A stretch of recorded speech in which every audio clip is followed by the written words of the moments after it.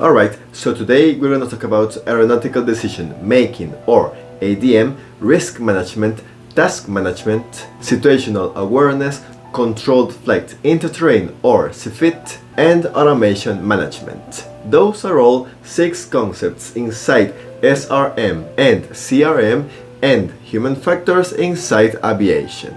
This is the complete deep dive into all of them. Are you ready for that? And since this is a considerably long video, all the more bite-sized versions of this video are going to be linked in the description of this video and also right here on your screen right now.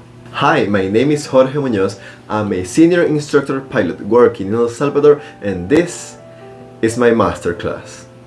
God, I always wanted to say that. So, in this first class, we're going to start talking about what actually means when we talk about human factors inside the world of aviation. What is CRM and SRM? And then we're going to dive deep into the first concept that we mentioned before, which is Aeronautical Decision Making, or ADM. We are going to talk about the main concept of it, what is classified as a naturalistic response in comparison to actual aeronautical decision making when we use the ADM, and finally we're going to break down the Decide checklist, an acronym to help us implement in an easier way the ADM process. Without further ado, let's begin. This whole concept of human factors inside aviation started because airlines started to notice that the vast majority of accidents were human related. That means the pilot, the crew, or someone else was responsible for the accident. It was almost never fault of the machine, aka the airplane. Due to this, the terms CRM and SRM were created. SRM stands for Single Pilot Resource Management, and CRM stands for Crew Resource Management. These are 2 concepts that you will hear a lot when you're talking about human factors. For now, we will talk about SRM, which basically is a training that the airline teaches to the pilots and the whole flight crew in order to prepare them to recognize and eliminate, or at least minimize, possible dangers before, during, and after the flight.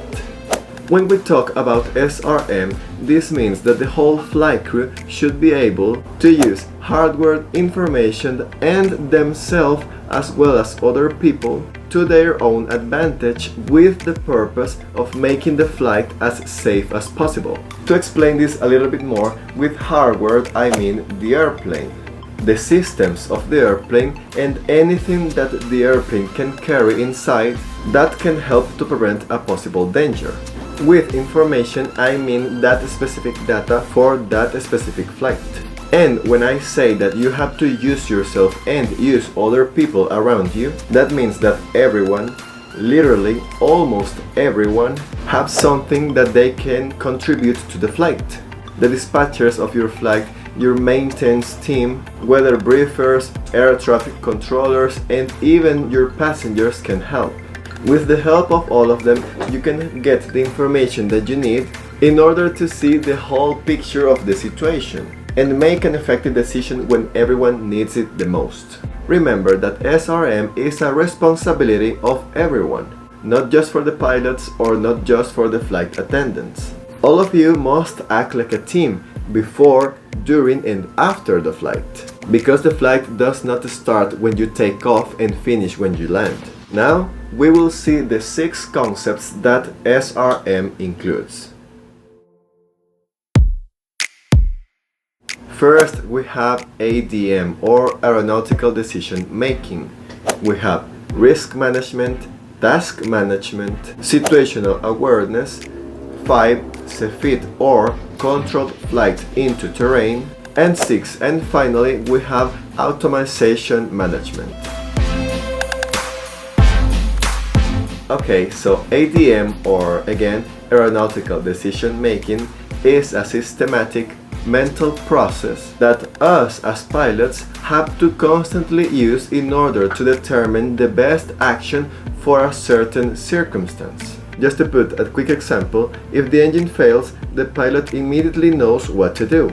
In other words, ADM means that you have to make a decision, but it is a decision based on logic, your experience, and your own knowledge. It is a well thought out decision that you have been trained in order to recognize that you have to make a decision in the first place. Because if anything happens to the airplane or to the flight and nobody even notices it, that's it. You have to recognize first that you have to make a decision. With that said, when you recognize that you have to make a decision, you judge the circumstances and the decision, and you execute it in a matter of seconds. Or if you have enough time, you execute it in a matter of minutes. It doesn't matter the situation that you're in, you will always have a timer to make a choice. So you must learn how to use your time effectively during the flight. Because you have no control of your time, you can only learn to manage it.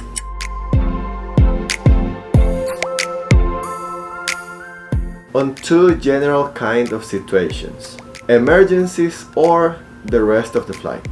During emergencies, you will have to use a naturalistic response, or what we call an automatic decision making. Hear me out, not aeronautical decision making, no, automatic decision making. A slight variation into the ADM acronym. The concept's naturalistic response or automatic decision making means that because it is an emergency, you have no time to make a plan from scratch. You need to respond immediately by using the established procedures that you have been practicing since the very beginning of your training. For example, the engine failure during takeoff. But for the second case, the rest of the flight, we have all the rest of possible situations that we might encounter during the flight. And most probably they don't need an immediate response. We can stop for a moment and think what we want to do. For example, a loss of power during the cruise flight. We have a considerable amount of time to recognize that something has happened and plan what we are going to do in order to counter it. We can make an analytical decision with all the information that we have to our disposal. We can even think and consider different outcomes for the flight, depending on the decisions that we make. To take an analytical response to these situations, the ADM process uses a list of steps that we have to think of in order to make the best possible decision. And to make the best possible decisions, we, as pilots, use a variety of acronyms that help us remember, in an easier way, what we have to do during these situations of possible higher than normal stress. Because when we start thinking in the middle of the heat of the moment, it is possible for us to forget a step or two of the ADM process. During a stressful situation, a natural response of the brain could be, "Oh my god, we're in an emergency, what the hell do we do?" So that kind of reactions is what we are trying to prevent with an acronym like DECIDE, which stands for Detect, Estimate, Choose, Identify, Do, and Evaluate. Now, for this video, I'm going to put ourselves in this situation, because I think it's one of the easiest ways to understand exactly how this ADM process works. Let's say that we are in the middle of our flight. We are flying a multi-engine airplane. We have enough altitude in case anything happens and everything seems to be going alright. And suddenly one of our two engines failed, but we don't know that yet. Because someone has to be the first one to notice it. So here's when DECIDE comes into action. The letter D stands for detect. So when the engine fails, we start noticing that something is not quite alright. We start noticing that the airplane kinda sounds a little bit different. We detect that the sound coming out from the airplane's engines is different all of a sudden. After all, just one engine is working and it sounds different. Some of our parameters start reading different. And because of that, now we look to our engine and we notice that it has stopped working. The second letter stands for estimate. Now that we know that one of our engines is not working, we need to define how necessary it is for us to fix this change or this problem. Okay, so you think, I know that I am flying a multi-engine airplane, therefore I still have one engine left. All of the parameters from the working engine seems to be alright. And luckily I am near to an airport where I can land and have my airplane checked. Because of all of those things that now I know, I can estimate that this engine failure is not an emergency.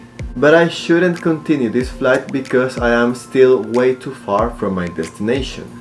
Even though I know that my airplane can perfectly continue the flight and even gain more altitude if needed with just one engine. But why take the risk?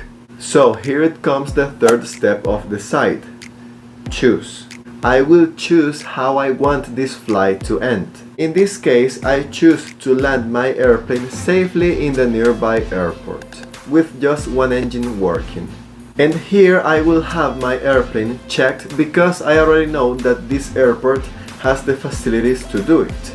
After that it comes the identify step, where I had to decide which actions are going to help me to succeed on what I want to do, in this case land the airplane in the nearby airport. For example, now that I have decided that I'm going to land this airplane in this said airport, how am I gonna do it? Am I going to try to restart the engine before landing? Or should I continue like this? Do I even have enough fuel to reach this airport? Or am I still too heavy to land this airplane? How do I contact the ATC of that airport to tell them my situation and what I want to do? How do I tell them to let me land on their airport? You have to identify all that in order to get the result that you chose before. By now we are reaching the fifth step of decide. Do. You have to do the necessary actions in order to adapt and overcome the changes or the problems that you are dealing with. You have to do the action to solve the problem. So let's say that because I have enough time and enough altitude, even though I'm going to land at this nearby airport, I am trying to restart my engine that has just failed. And with this we have come to the last step of decide. Evaluate. You have to evaluate the effects of the actions that you have made. So I said I'm going to try to restart the airplane's engine, but that didn't work at all. So I have evaluated that what I tried to do with my engine has not worked. And therefore I decided to land my airplane with just one engine working. And we managed to land the airplane safely. So now I can evaluate that the action of landing the airplane actually worked. And now I can have my engine checked. So wrapping up all this, in this video we talked about SRM and the 6 concepts it includes.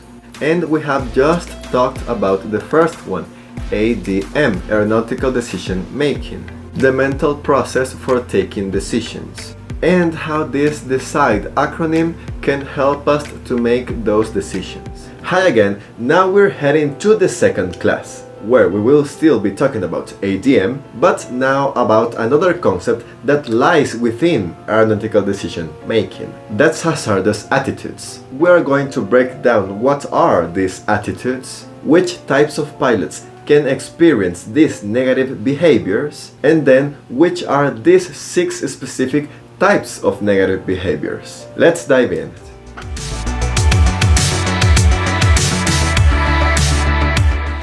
Hazardous attitudes. What exactly are hazardous attitudes? Well, it is a behavior that can put ourselves in danger as well as the people around us. Now, when it comes down to us pilots, we have already determined that before and during each flight we should ask ourselves the decide and unsafe checklist, like a way or an insurance to ourselves that we are in good physical and mental condition, and that we can effectively take actions mid-flight, besides making sure that our knowledge and experience is adequate for that specific flight.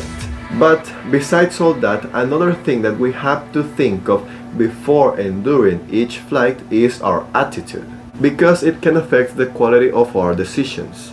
But how or when can the attitude of a pilot become dangerous for himself and for the flight?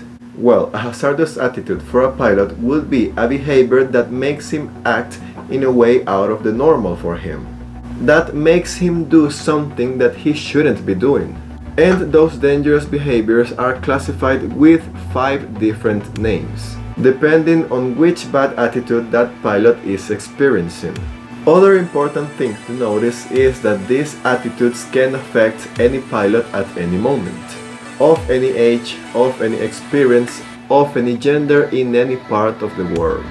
Literally, we are all exposed to experience some of these bad attitudes at any point during our career. The other thing that is very alarming about this is that we are the ones experiencing these attitudes. This means that it can be very difficult for us to even notice that we are experiencing these bad attitudes.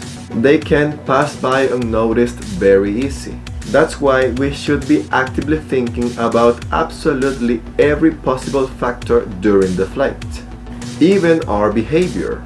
The 5 hazardous attitudes a pilot can experience are anti-authority, impulsivity, invulnerability, macho, and resignation. The first one is anti-authority. Their slogan is, "Don't tell me what to do." This happens when a pilot thinks that he knows everything. No one, but absolutely no one knows more than him. No one is right but him. Even the procedures and rules are wrong if he says so.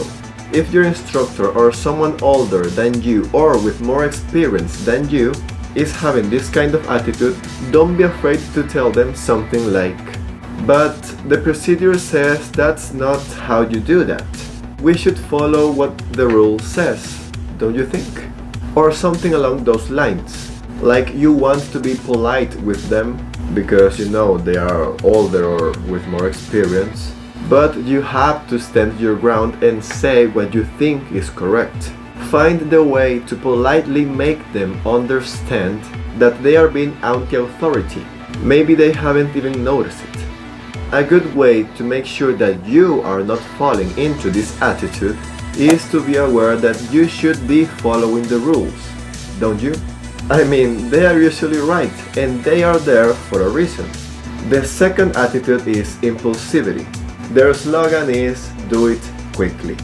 We all have flown with someone that likes the things to be done as quickly as possible, putting extra pressure on the pilot that is over there with him in the cabin. Or maybe if you're an instructor, you have been that person. Maybe because you have a very busy schedule ahead of you, with all that students and their flight hours, or somebody is rushing you to meet their own schedule. But right now you can only do 1 flight hour at a time. So cool down a bit and focus on the quality of that flight hour that you are giving to your student. Also, if the person that is next to you is the one in a hurry, don't make them screw your workflow over there on the airplane. If you're sure that you're doing a good pace, because someone with an impulsivity attitude is just not focused on choosing the best possible option for a certain problem. They just want to act as fast as possible. Think first, use the checklist, and so on. Third one, invulnerability. Their slogan is, "It won't happen to me." As you can imagine, when you have this attitude, you think that you are the exception to the rule, the only one, the untouchable, the luckiest pilot alive, just because you think that you can get away with things that you shouldn't be doing. But you do them anyway, because accidents only happen to other people, right? Never to you, just because you are you. And this attitude can be very present in our everyday life. On something like turning your car where it's prohibited. You do it every day even though you know that a lot of other cars have had crashes over there because of that. But you keep doing it because you have convinced yourself that it won't happen to you. Being confident in yourself is good, don't get me wrong. But that's just not confidence, that's just recklessness. Because you are counting on other factors besides you to succeed on what you are doing. And so, the antidote for this attitude is very simple. Tell yourself it could actually happen to you. Luck doesn't last forever. The next attitude is macho, and their slogan is, "I can do it." This one is a little bit similar to the impulsivity, in the sense that you take unnecessary risks. But with the mature attitude, you take those risks because you feel like you have to prove something to someone else. Like for some reason you feel that you have to prove that you are the absolute best pilot. So if you know that, oh, my friend did that crazy thing with the airplane that he shouldn't be doing. Okay, then with a mature attitude you will be like, you know what, I can do that crazy thing even better. If you landed the airplane in 50 meters, then I can land it in 40 meters. You get the point. This mature attitude basically turns everything into a competition. And of course you want to prove that you are the best of all in that competition. But hey, dude, aviation is not a competition. Aviation is a career. You have to be professional, and these attitudes are not professional at all. So the antidote for this mature attitude is convincing yourself and being absolutely sure that taking risk is dumb. Taking chances is foolish. You don't need to do that. You are not going to be any better of a pilot if you do something crazy in the airplane. Like, yeah, you will be the talk of your friends for like 2 minutes, and after that nobody cares. I think that this one, the mature attitude, is one of the dumbest attitudes of the 5 that I'm talking about. Because for this one it's like kinda you are forcing yourself to do things just to prove other people that you are better than them. And the final one, the 5th one, resignation. The slogan for this final attitude is, what's the purpose of doing that? You have a resignation attitude if you feel that anything, no matter what you do, you are not going to change the outcome of the flight. Like, I'm not talking about like for an emergency or something like that. Just the flight in general. Thinking something like, oh, if I disappear from this cabin, the flight will be exactly the same. Like, I don't even know what I'm flying. The plane's gotta do what it has to do and I'm here just for the ride. You feel and you think that if the flight is a good flight, then it's because of luck. And if the flight is a bad flight, it's also because of luck. You have no participation in that flight whatsoever. And yes, luck does exist. But your flight does not depend on luck at all. It depends on the pilots. It depends on you. You can make a change to the flight. And so you can say, oh, but I'm flying with my instructor and he knows absolutely everything that he has to do. Or I'm with my captain. If he or she is completely alone in the cabin, it's completely irrelevant. They can do all the flight completely by themselves. I'm just here like an interior plant or something like that. But no, things are not like that. You can help. You can change the outcome of a flight with simple actions. By helping on what you need to help.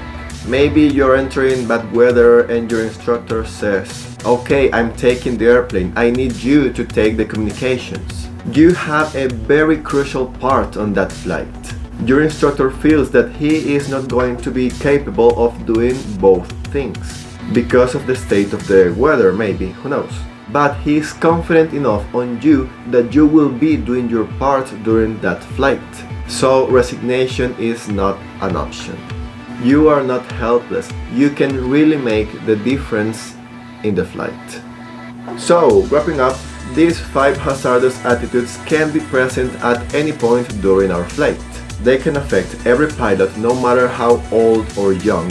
And it can be very difficult for us to spot those hazardous attitudes on ourselves. But there are some phrases that we can use as a way of antidote to make sure that our decisions are not being influenced by those attitudes.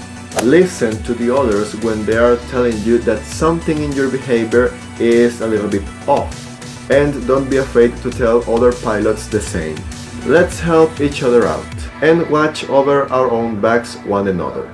So, let's talk about what we will see during this next class. For this one, yes, we will still be talking about ADM, but this time it's all about self-critiques. When and how should we be critiquing ourselves? What should we be self-critiquing? And as I know that a lot of us, not just as pilots, But as people, we tend to struggle sometimes to notice what we are doing wrong, and therefore that makes it difficult for us to critique ourselves. I'm going to give you some advice on what you should be doing in this case, and I'm going to divide that section into two little parts. One for if you are a student pilot, and another one for if you are a new instructor pilot. The last point I want to make about this whole theme of ADM process is self-critiques. We have already talked a good bit about everything we can do before and during the flight to make it safer, to assess ourselves, but what about after the flight? Just as you do a very good briefing before each flight, it is important as well to do a very good briefing after every flight. It doesn't matter if you flew alone or with someone else. You should always try to evaluate yourself. What did you do? And did you did it well? What can be improved and how? During the debriefing is where you can think back into the flight and evaluate your own performance. Don't be afraid to take some notes about it. Our brain is dumb and we forget a lot of things. So write down what you thought about yourself as soon as you thought it. Trust me, it will be much more easier for you to go back to it later. If you're an instructor, you have to evaluate the performance of your student as well as yours. And if you're a student, you should be doing exactly the same. Always think to evaluate both of you. Create a plan of how you both can work and improve on those things. I don't know, maybe your flight skills if you think that your landings can be better. Or your procedures during flight may be a little rusty. If you feel you are taking way too long in order to execute them. Maybe you need a little refresher of your theory, or a refresher of the manual of the airplane, if you think that you don't control the systems of it as well as you should. If you're flying alone, it could sometimes be very difficult to critique yourself. After all, this video is about self-critiques, not the critiques that maybe other people around you have about you, which can also help, by the way. But here you have a question that may help you with your own critiques to yourself. If you don't know exactly where to begin with your self-evaluation. If I were to have my check right tomorrow, with what part of the flight would I be least happy about? That also includes theory, okay? If you are asked questions before, during and after the flight, that counts as well as part of the flight. Remember that the flight doesn't start when you start the engine, and it doesn't end when you turn off the engine. Did you got a clear answer from that question? Or at least a few ideas of where you can start looking? As final thoughts, if you're a student, my advice would be that you listen. Listen to what your instructor says you need to improve. With time, you will be filling yourself out. Ask him not just to teach you how to fly, but how to know yourself what you need to improve. It's not that easy to critique yourself at the very beginning, when you don't have a lot of experience. But with time, when you start learning what is a good flight and what is a bad flight for you, you can start evaluating yourself. Remember, always try to actively think what went well for you during that flight, what went wrong, and write it down to not lose any detail. Take that extra step for you to determine if it was an overall good flight for you. And if you're a pilot on your early days as an instructor, my advice would be pretty similar. Just an extra thing. Remember that the more you improve yourself, the more room you give yourself to improve your students. They need you to critique and evaluate yourself, so you can be a better instructor with every flight. Learning from someone as well as teaching to someone will become very difficult when both of you have a similar or the same level of knowledge or ability for that subject. Wrapping up, self-critiques. They are good, but they can be very difficult to learn how to do. It's not always that easy to critique yourself, but make the effort and try. Try to evaluate yourself every time you can. Remember to ask yourself the question, if I were to have my check right tomorrow, with what part of that check right would I be least happy about? When you find a proper answer to that question, then that will be a first step to learn how to self-critique yourself properly. We are about to start with our fourth lesson. This is the last one about aeronautical decision making, where we will talk about how self-assessment is also integrated with the rest of the ADM process. What is the I'm safe mental checklist, and how this one will help us to have a better self-assessment. Come on, let's see that. I'm sorry if the camera seems a bit strange. I was playing around with it and messed it up for today's video.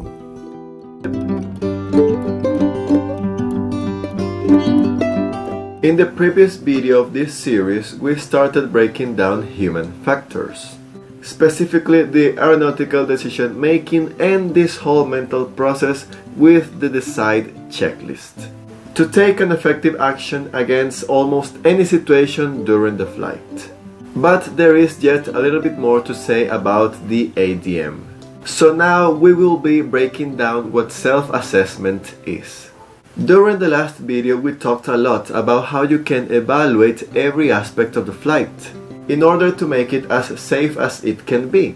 How you, as a pilot, can even determine how other people might be a resource for you with the purpose of making an effective decision.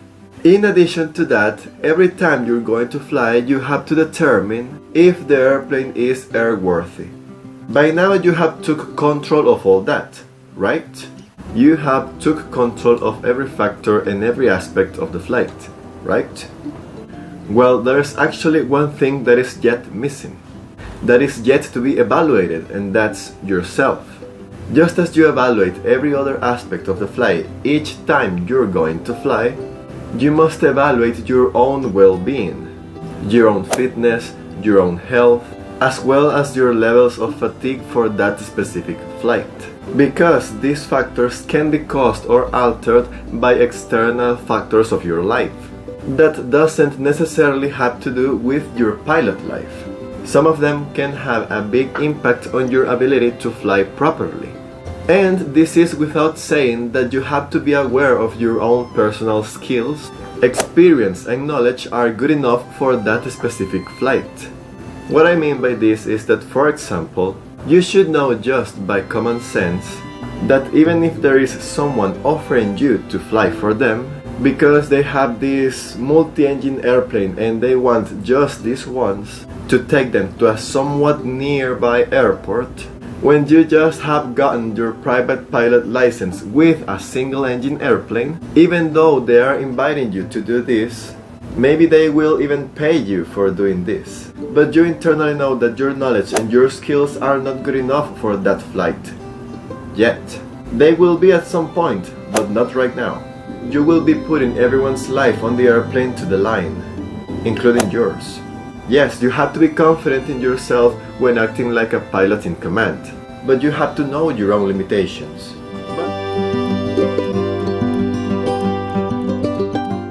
But putting this that I have just said to the side, once you are sure that in theory you are qualified to do this flight, you have to ask yourself if your fitness for that flight is also alright, and here is where the I'm safe checklist comes in.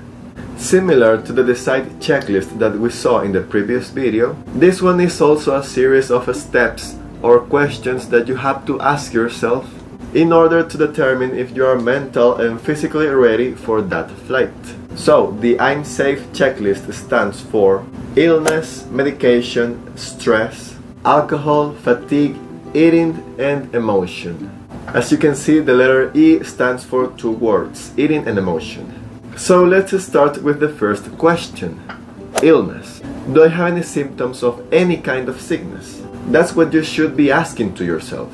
This is an all-time question, not just for today's world, with this virus laying around. But any sickness has the potential to make your proficiency as pilot decrease. Even something so simple as a cold will not allow you to operate at your maximum best as a pilot. So, if you're sick, it will be better for you not to fly that day. Second question. Medication. Have I been taking any kind of prescribed drugs or medications that might alter or change the way I normally behave, even in the slightest? That's the question for you.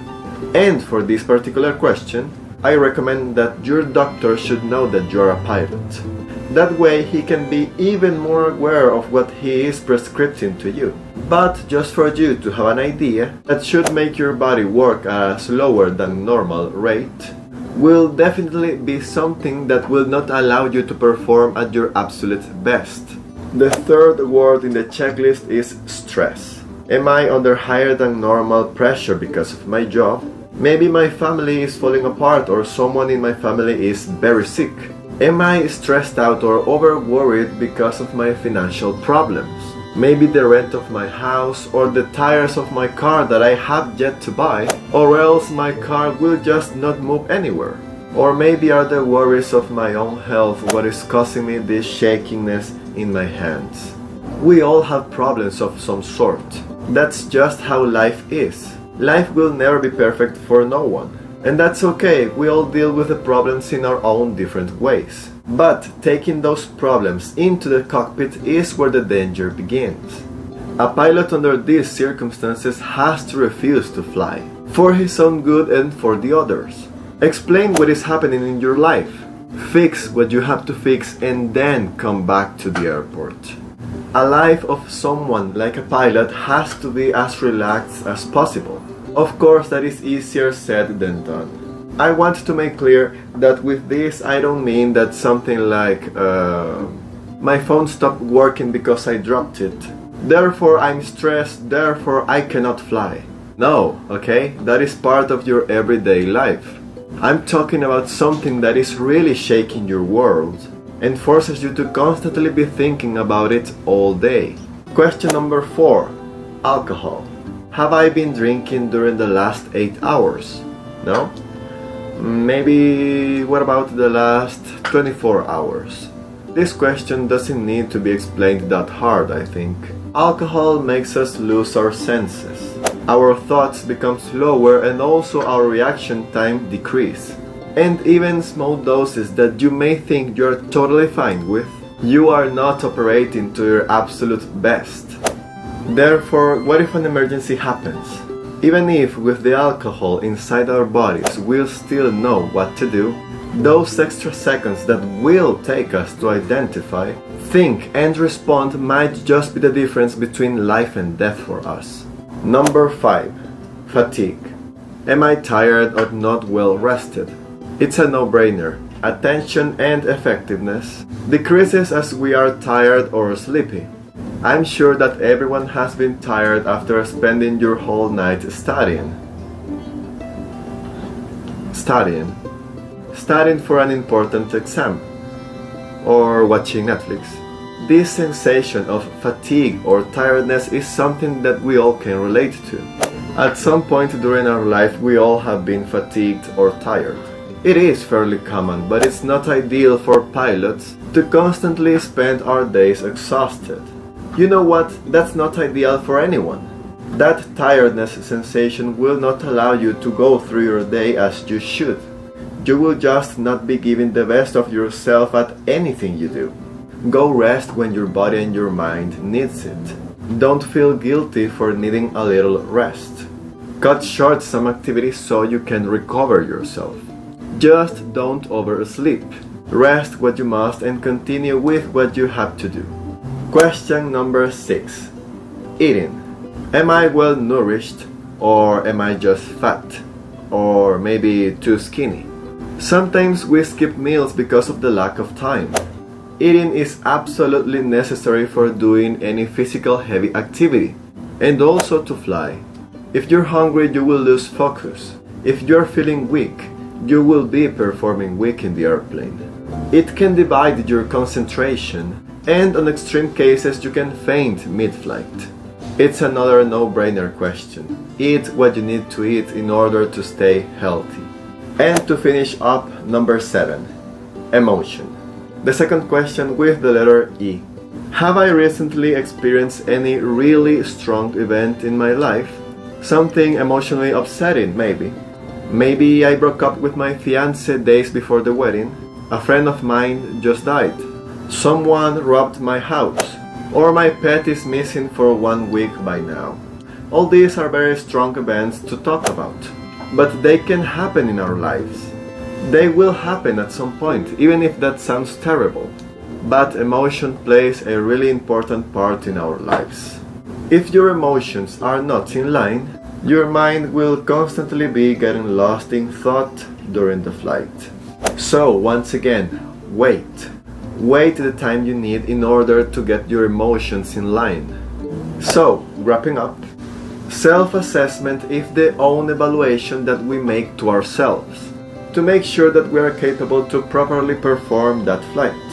That means theoretically, skill-wise and experience-wise, and of course physical and mental-wise. And if you notice that something is not quite alright during the I'm safe checklist, stop yourself and fix what you have to fix before go flying. But if you are not sick, you don't need of any medication, you are not over stressed out, you have not been drinking alcohol during the last couple of days, you are not overly fatigued, you are eating okay and you are emotionally stable, then congratulations, we can all go flying happily together.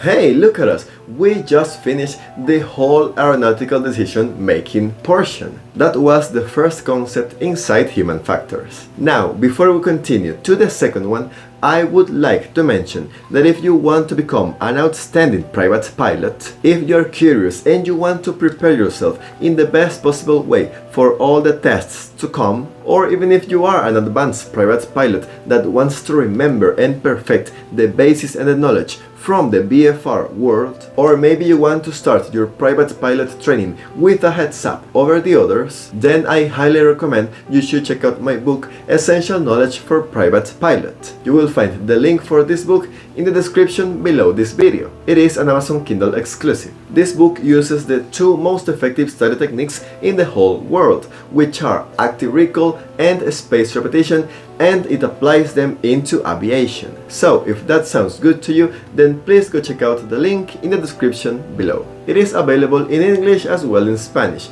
And remember, you shouldn't be studying hard, you should be studying effectively, and with this book you can do just that. Having all these human factors knowledge that we are learning throughout this series of videos would be the perfect complement for all the knowledge that you're going to get out from this book. Now, continuing with the second concept of this video, we are going to start talking about risk management.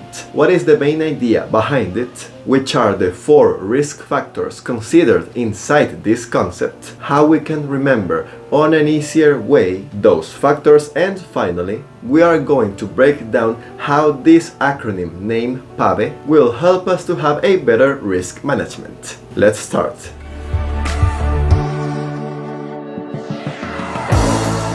Okay, so risk management. What is it and why is it integrated into this whole thing of human factors? Well, risk management is exactly what the name says it is. During each flight, the pilot has to make decisions over and over again. Pretty much the whole flight non-stop. But cannot only do blind decisions. They have to be effective decisions. Which is the whole point of why this human factors thing exists in the first place. First, you have to identify that there is actually a risk of some sort. If you don't acknowledge that, then it's like the risk pretty much doesn't exist until an accident happens. But by that moment it will be too late, right? Once you know that there is a risk for you and for the airplane, you can assess it, see and think how you can manage it, or ideally how you can mitigate it or eliminate it. That means taking a decision on how to deal with that risk, how to fight it back and how to solve it.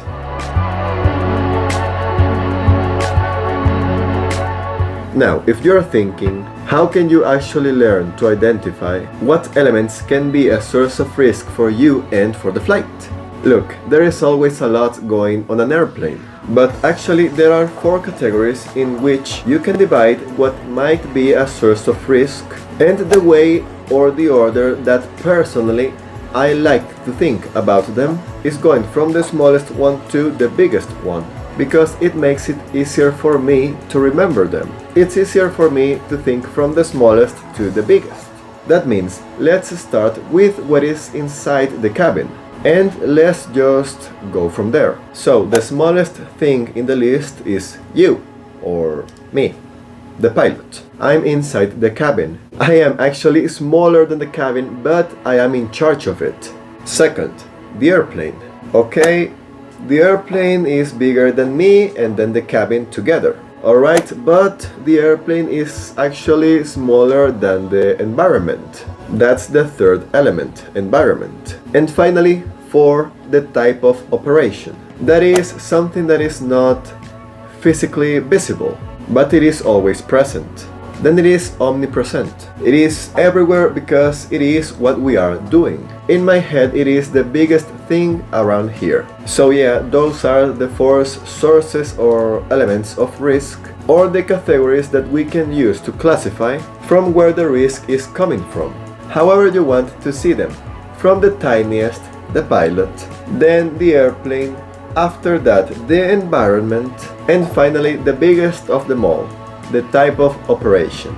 Now, that's my personal process to remember this. But just as we do with the IDM process, when we use acronyms like I'm safe and decide, pilots also use acronyms to remember these 4 sources of risk that we have to manage during flight. I think that the most used one is PAVE. I think that's how it is pronounced, but here you have how it is written. And that one stands for Pilot, Aircraft, Environment and External Pressures. The P for pilot, which is, as we said, the very first risk element. But why the heck are we the first risk element? If, I'm the pilot, I'm the one that knows what we are doing. Okay, that's a fair point, but for you to not be a source of risk, evaluate if your training, experience and fitness is good for the flight. Let me pull an example for you. If you have just finished your private pilot license and you have no idea of what the heck is a radial or a standard instrument departure, and on top of that you have had a cold since the day before yesterday, but still you decide to go flying with someone while there is a low ceiling of clouds covering almost the whole sky, let me tell you that you are probably a big source of risk for your flight. Second, aircraft. You have to know if the thing that you are flying with is airworthy. You have to know the performance and limitations that it has, how to make the proper configurations of the aircraft. If you're flying that airplane, it's because you know how to fly that airplane. Or if you're a student, that you're learning how to do it. But still, to learn how to fly an airplane, you need to know the manual behind it.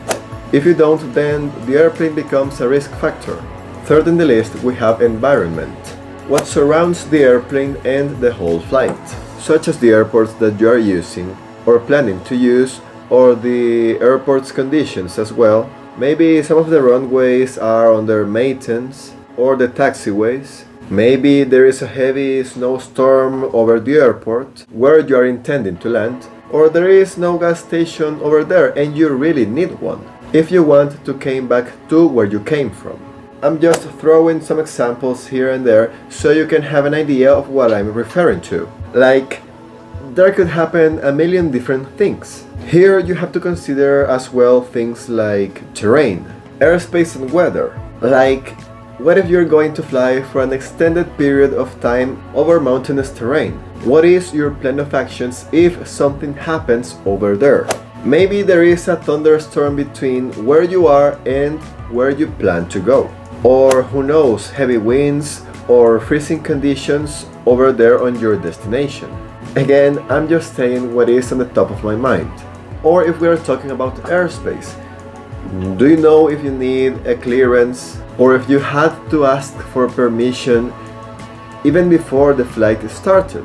Who are you going to talk to? Maybe you just entered a military training zone and you didn't even notice. Or your airplane doesn't even have the minimum equipment for the airspace that you're trying to go or where you need to go. And the list just goes on and on. And to end this PAVE thing, we have external pressures, the omnipresent being during your flight. This covers such things like What even is the purpose of the flight? Are you forcing it for no reason? Could you have waited maybe for the weather to get better? Do you really need to keep your schedule at all costs? If you're an instructor just like me, maybe your boss is forcing you to achieve a certain amount of hours each week or each month. Or you just skipped your briefing so you can do the flight hour in time. So the flight after you can also be completed in time. What I'm trying to say is, don't force it. Don't let external pressures to be a risk factor into your flight.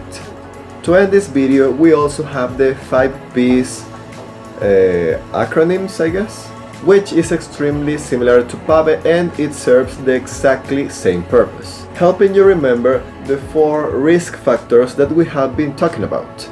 The 5 P's are pilot, passengers, plane, programming, and plan. As I said, they are extremely similar to PAVE. So wrapping up this video, risk management refers that there are always going to be risk factors during our flight, and we are the ones that have to identify and mitigate them. To explain this better, we can categorize them into 4 elements: pilot, aircraft, environment, and type of operation. To help you remember these 4 elements in an easier way, you can use acronyms like PAVE or the 5 P's, or like in my case, thinking of them like going from the smallest physical element, the pilot, to the biggest one, the type of operation. In the end, it doesn't matter what you use to remember. The point is that you do actually have to remember this. And every mind has its own way to remember things differently. That is why almost always there is different ways to learn and remember new things. Now we're going to the 6th class, the second one about risk management. For this one, we're going to break down what the 5 P's checklist includes, how this one has its own similarities and differences in regard with the PAVE checklist, and yet they are both serving the same purpose to help us out with risk management.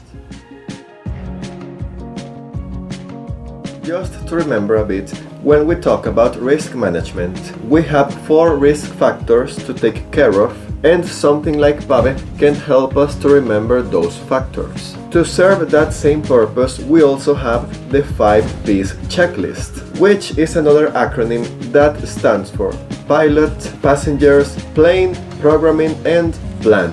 As I said, it's very similar to what PAVE means, and what it has to offer also. But I want to explain it anyway, so there is absolutely no doubt about it, and it does has 1 or 2 little differences. The first P, pilot. We need to make sure that we are not a source of risk for our own flight. How? Well, if we are sick or in any bad physical condition, if we don't have enough training on the particular airplane we're going to fly, assuming that we are not under training, if you don't have enough knowledge of what you are going to do, all of those things will make us a source of risk for the flight. Second P, passengers. Here's where the 5 P's vary from PAVE, and the reason why I wanted to talk about this. You are not alone in the airplane. Your passengers can be your allies or your foes. They can be on your side and help you, or they can be a hazard to you. Maybe you have doctors, nurses, engineers, or maybe even another pilot and you didn't even knew about it. All of them can help if an emergency develops. But on the other side, maybe one of your passengers might be extremely drunk, or maybe under the influence of drugs, or maybe you have a really old passenger that is under medical treatment and needs special attention. Just to throw some examples. If you have emergency doors in your airplane, make sure you have a strong, young and fit passenger next to it, so he or she can help the crew open the door. If you put a passenger that is old and weak over there, he or she probably won't be able to do the job, and will always be an obstacle for other people to try to open the door. The next P is for plane. You have to know your limitations, performance and procedures, proper configurations, and more about your airplane. Be sure that it is airworthy and which, or if, all the instruments and system of the airplane are working properly. The more stuff you are missing about the airplane that you are flying with, the more it becomes a hazard. After that, we have programming. This one goes as a complement for the previous P, where you make sure to have your airplane in a proper condition and configuration for each specific part of your flight. The fifth and final P stands for plan, which basically covers the environment and external pressures from PAVE. This means that you have to be aware of the factors that might be important over there in the airport where you are trying to land, like present weather or closed runways. Also, you will have to look out for the airspace and the terrain where you're going to fly through. If you're going over mountainous terrain or water, what are you going to do if you have to perform an emergency landing over there? Think about the possible weather that you may encounter during your flight. At some point during your flight, not necessarily the whole flight. Can you and your airplane deal with that bad weather? This last P also considers the purpose of the flight and the primary reason why you need to make it and maintain its schedule. That means, can you wait for the next day if you see that today the weather is not that good? Or do you really have an urgency to complete that flight? What will be the outcome or the consequences for you if you don't do that flight right now? What happens if you wait a few hours to take off? Remember that urgencies can frequently end up in misfortunes. Also keep in mind that you should be using these PAVE and 5Ps resources before the flight begins, when you are planning the flight, and continue using it until the flight is done. To end up with risk management, let's remember the parts in which a flight is divided. We start with all what is before takeoff, then the climb and initial cruise, the en route cruise, descent, and the approach to the airport and landing. Each one of these portions of the flight have unique risks and hazards that we have to be aware of at the moment of executing the flight. You have to make multiple decisions throughout these 5 parts of the flight in order to keep it safe. In other words, you as a pilot have to make decisions throughout the whole flight. But in order to make those decisions good and effective decisions, at all moments you have to be aware of the situation you are in right now and be awaiting for what is to come next. Go on and ask yourself what has changed in this flight since the last time I asked myself this same question, or if anything has changed at all. Is everything going just as expected?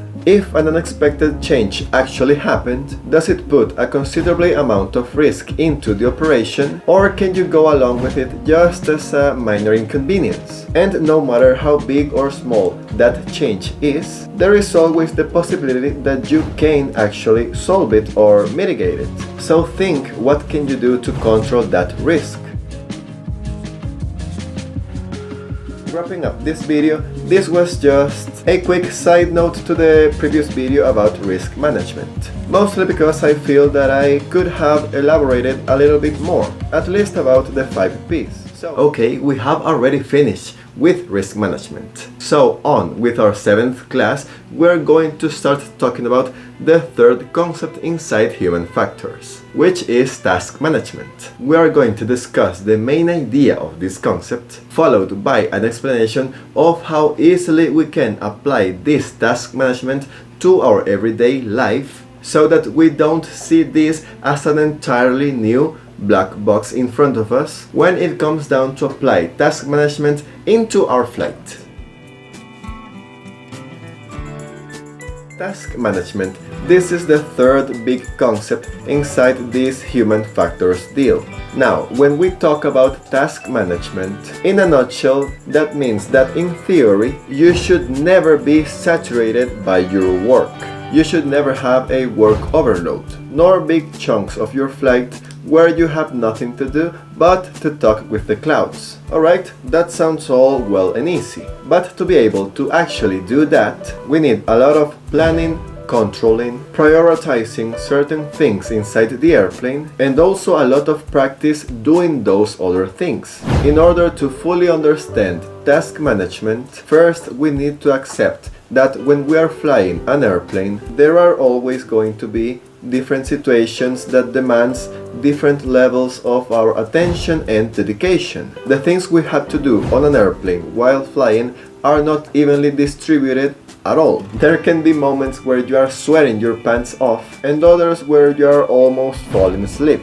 Generally, moments like takeoff and landing or situation near those moments are the ones where pilots that failed on task management during the flight feel the great work overload upon them. And it is in moments like the en route portion of your flight, the mid portion of your flight, where you can sometimes feel like you are doing nothing but existing and the flight may be becoming a little bit boring.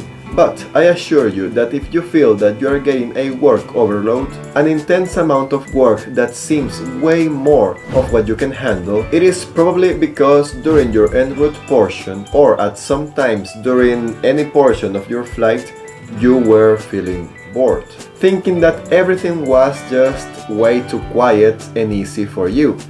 And guess what? You were right. But by that point where you have the work overload, all you can do is to try to get everything done in time. Okay, so now what I'm going to do is that I'm going to put this task management concept in practice into the real world to make sure that absolutely everyone comprehends it. Let's say that we know that we will have 3 exams by the end of the next week, all 3 on the same day, Friday, let's say. Today is Monday of the week before. That means that counting today, we have 11 days to study and prepare myself for Friday. I see 2 possible general outcomes for this. On the first one, I wait until the very last 2 or 3 days, or heck, even 1 day before, and try to learn and memorize and really cram as much as humanly possible I can. Probably I will have to choose what to study from this mess, because there is just not enough time to learn it all. I will have to make a lot of sacrifices in order to have a chance of passing the exams. And I will possibly need a little bit of luck also. I will probably be stressed out the whole time. I'll be uncomfortable, not doing things as good and clean as they can be, just rushing through everything to meet the deadline. Yes, I had like 8 pretty chill days where I had absolutely nothing to do, but that came with a pretty high price for me. The second possibly outcome for me will be, as I have 11 days to prepare myself for 3 exams, I will dedicate 3 consecutive days to study each one of those subjects. And I will be using those final 2 days to revise things that I feel that I have not quite understood yet. Things that I already know about, but I am not quite comfortable with them yet. Maybe now I won't have any day where I can say that it was like a vacation for me, but I will be able to say that there were not heavy or crushing moments at all, and on top of that, I felt stress-free during all those 11 days. Oh, by the way, my results were the same or probably even higher than the other version of me. Let's rewind. In the first outcome, I didn't plan nor prioritized my tasks. I just had to cut short some of them because I was too fixated in doing other ones. And I ended up with a great work overload. But on the second scenario, I did manage everything very smoothly with my time and the number of exams or tasks that I had to do. And because of that, I was able to have a better overall experience and result. I planned ahead and compensated for what could have been periods of high workload by putting that work into periods of low workload. A very simple idea, but a very productive one.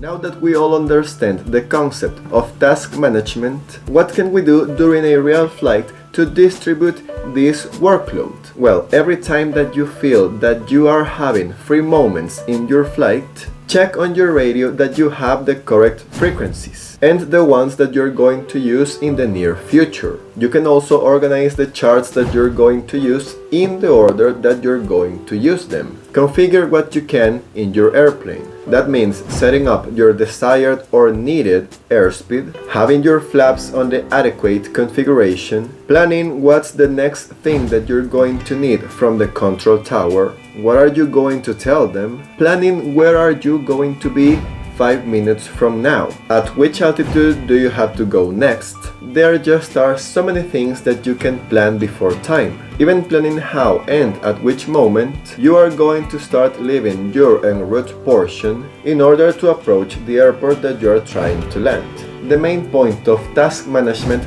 is for you to leave just the things that you are forced to do until that very moment. Like just having to push one button in order to change frequencies, instead of first having to search for that frequency and then changing it. So, continuing with our next class, that is going to be about what we can do to manage our task effectively, and in order to do that, we are going to dive deep into the two types of resources we have. Those are external resources and internal resources. Let's go and see what all that is about.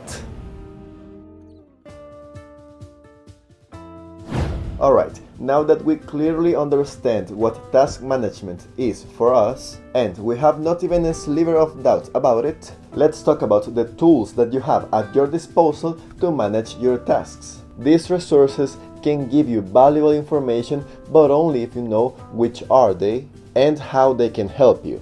Usually these sources are divided into two broad categories: external resources and internal resources. For the external ones, we have the air traffic controllers, maintenance technicians, and flight service briefers. Now, this category, to be honest, at least for me, is not that important, so we're not gonna dive so deep into it. But just so you have an idea, for example, an air traffic controller can help you with your task management by letting you know how many minutes you will still have to remain in the holding pattern before resuming your flight, telling you how many other traffics are queued to landing before you, which one is the active runway for your landing, and so on.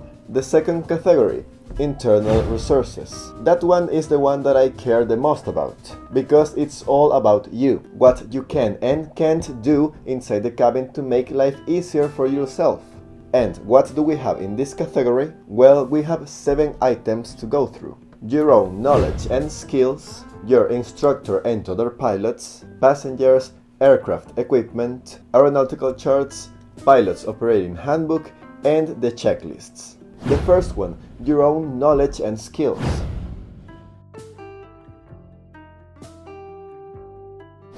They are the primary reason that determines how well you can manage your flight. It's a very simple concept. You need to know what things you can prioritize, what not, and how to do it. How well do you know your ins and outs of your own airplane? How well can you manage the equipment of it? How fast and efficient can you be inside your cabin? What do you do in each phase of your flight? Understanding what are the things that you have to do until the very last moment when it's time to actually do them. Which are the right times to call the ATC depending on what they have told you, and your workload inside the cabin. That and so many other things that I can mention just to give you an example. You get the idea. Everything that is already within your head that you can apply naturally to make your life easier during the flight.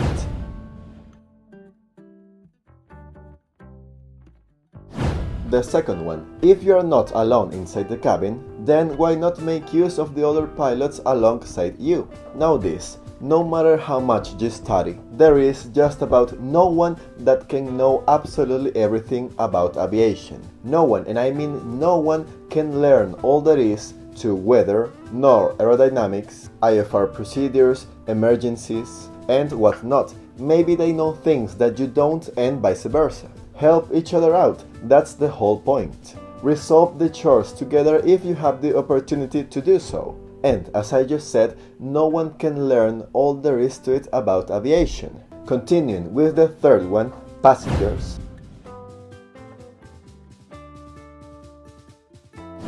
Usually under normal procedures you won't need too much help from them. But if there is an emergency or for some reason out of the normal, you really need the help from them, of course they can help. Maybe you forgot your iPad or your next chart in the baggage. Tell them to reach that for you, since they are the ones closer to it. Or maybe you are under a particular high workload moment and you don't have time to search for a particular chart. Pass them the charts and tell them which one is the one that you are looking for. I'll give you one more scenario. One of the worst things I can think of as of right now, where you can make use of your lovely passengers. You are flying IFR and you suspect that there is ice in the carburetor. So you start doing the respective procedures to solve that. Suddenly, while you are at it, you also have an alternator failure, so the pilot next to you starts helping you with that. But as he is also navigating, you ask your lovely passengers to help you reach the pilot's operating handbook, which is in the baggage, and you ask him to search for the emergencies section. And inside that section, you tell them to search for the respective procedure you are performing. And there you have a beautiful way where everyone is helping with task management at the same time. Everyone is doing something useful for the flight. Going on with the next one.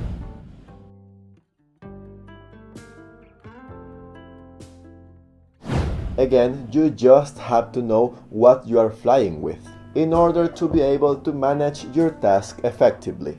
You need to be proficient with your equipment. There is no way to sugarcoat this. If you are not familiarized with your own equipment, there is no way you can make task management work smoothly.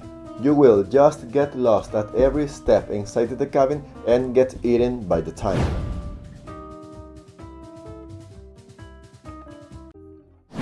Aeronautical charts. I'll keep it short. Keep your charts in order, in the specific order that you expect to use them. You know the plan for your own flight. So organize your charts in order to help you run your flight plan without any friction. The next one we have is the POH. Again, just like having your charts always in hand, always keep your manual of the airplane where you can easily reach it, not in the baggage. If you have someone at your side, then make them look the thing that you are looking for, while you do other things like talking to the tower and stuff. And number 7, checklists.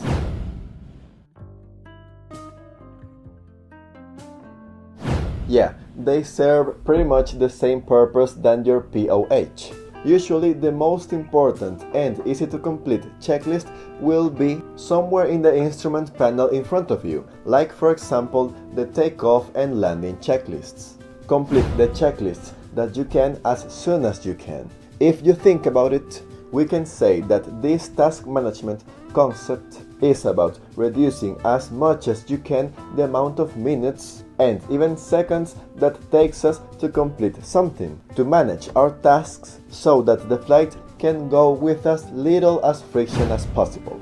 Hi one more time. This next class is the last one about task management. On this one we're going to discuss how we as pilots use our checklist to manage our task in a more effective way, and which are the 3 different types of checklists that we can use according to the situation we find ourselves in, so we can accomplish our goal.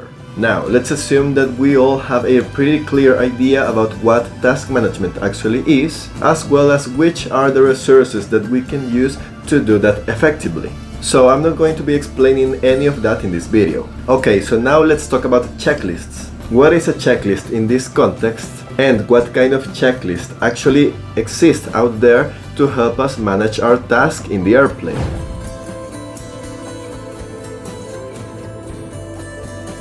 So first, what is a checklist for aviation? Well, to be quite honest with you, it's very similar to the checklists that we use in our everyday life. You know, to go shopping or just to plan out our day. But it is much more well planned out, with a very specific order of steps, with a very specific goal in mind, and making sure that everything follows a specific logical order step by step. So, what I mean with this is that when we are at a grocery store, it doesn't really matter if we buy this or that first or later. The only thing that matters to us is to actually complete the checklist. But when it comes down to checklists for an airplane, everything has to follow a specific logical order. The checklists are made as a numbered list so that we can complete them in the correct order, like the order of the numbers. And as you already know, or as you will discover soon enough, checklists are all over the aviation's world. We have checklists for everything, and they are everywhere for a good reason, to help us with task management. Just as with the shopping checklist, we cannot and shouldn't trust that our dumb brains will remember everything that we need to buy or to do. Well, so we need a checklist for before even starting the engine, to start the engine, to make a run-up of the engine, a before and after takeoff checklist, before and after landing checklist, and so on. There are so many more. Try to say something about any phase of the flight. We probably have a checklist for that. Alright, so long story short, checklists help us to avoid distractions while completing certain procedures, like getting ready for takeoff. A distraction will make us forget something that we have to do even though we know how to do it. And therefore, because our brains are dumb, we follow checklists.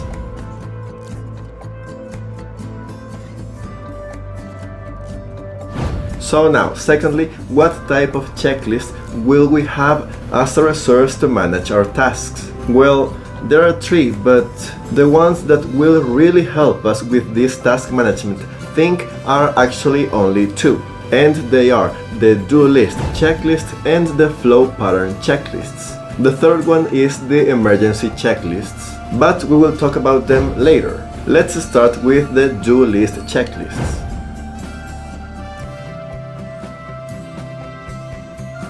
The idea for this one is pretty easy. You have your checklist right here in your hand with, let's say, 10 steps that you have to complete. So you actually read each step and immediately perform the action. Then you read the next step and also complete the action, and so on. We use this type of checklist when we have plenty of time. I mean, literally, time is not a factor here. Time is not a problem, but actually completing the steps in the right order is a problem. Completing the checklist with the order that it demands is crucial, critical even. So I'll give you an example. When you are about to start an engine, again, just as an example, this is no specific order to start any engine. First, we have keys ready. So we take the keys and put them in. Now that step is completed. Now, master switch on. We flip the switch and it is also completed. Next step, electrical fuel pump on. Flip the switch, okay. Propeller area, clear. Over here at this part, we usually shout the word clear and look outside so we can verify that there is actually no one near us, nor near the engine. Magnetos, both, check, and only then we can start the engine. And there you have it, a pretty short but solid example of a do list. You do and you perform. Here you practically let the checklist do all the task management for you. You just follow it, you are just along the ride, with no room for distractions. And that's it, continuing with the video.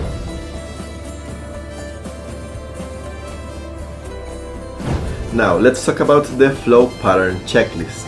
The mentality with this type of checklist is basically to go with the flow inside the cockpit, all around the cockpit. A flow pattern guides to you throughout the cockpit, but with a logical order, from step to step. You'll notice that this type of checklist usually moves you from the left all the way to the right, or from the right all the way to the left, inside the cockpit. After all, it is a flow. It is actually supposed to feel natural, and if you stopped for a moment to think about it, you'll notice that what you're doing is something that actually comes with logic. It should feel really natural to your understanding of the airplane and the situation you are in. Of course, to do this in the right way, you need a good basis. It cannot be some random dude that happens to be next to you in the airplane and that doesn't know squat about airplanes. It doesn't work that way. The big difference between these two types of checklists is that for this one you actually complete the flow pattern first before ever going back to check the checklists, because order is not as crucial as with the do list checklists. As long as you, well, actually complete the flow pattern, and of course, after completing the flow, you go back to the checklist and make sure that you have accomplished every item on the checklist. We want to use this type of checklist when the order of the items to perform is not critical, but maybe the time can be. So that is what we prioritize.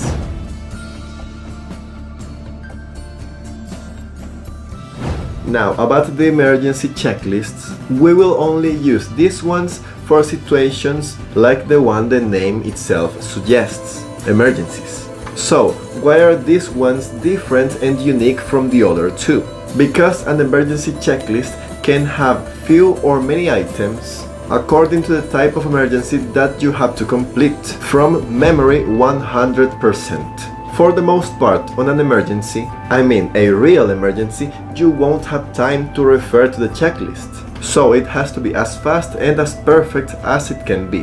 And, well, you will assume that there is no room for failures nor second chances. Only if you have already completed all the items there is, only after you have completed all the steps in the right order, and if time permits, this is very important, only then you can go back to refer to the checklist. So, for example, an engine failure. You should already know how to react and what to do, so you can just do it immediately. First, let's maintain speed above stall and define a terrain to land the airplane if there is no airport nearby.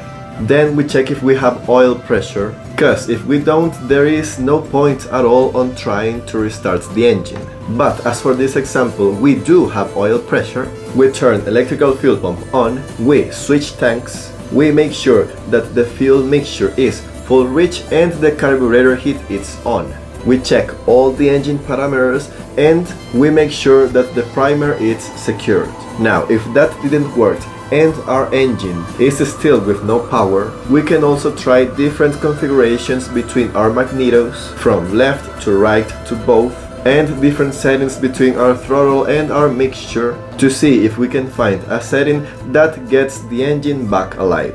If none of that worked, then I'm sorry, boys and girls, but we are going to prepare the airplane for a power-off landing, which is a totally different emergency checklist. So let's say, just for the sake of it, that we have already finished our power-off landing, we have our terrain to land the airplane, and we are sure that we have enough altitude that we are going to make it to that terrain no matter what. Only then we should be referring to our emergency checklist, when there is not much more for us to do, to see if there is actually something more that we could still do. So we are now about to start the fourth concept inside human factors, that is situational awareness. On this class we will get a good overview of the main concept of situational awareness, how to maintain it, as well as which are the operational and environmental factors present during every flight, and finally, how we can start building our own 3D mental scheme of the flight, which is one of the most critical things we need to learn to do in order to say that we are actually decent pilots. Let's start with that. Let's start with situational awareness. This concept means, in a nutshell, that you know everything that has happened, is happening, and will happen during our flight. Okay, so now let's elaborate a bit more on that definition. To be able to say that you know everything that is happening on your flight, that means that when it comes down to operational and environmental wise, you need to have this 3D-like picture in your head, this 3D accurate perception of every factor that could affect the safety of your flight, before, during and after the flight has ended.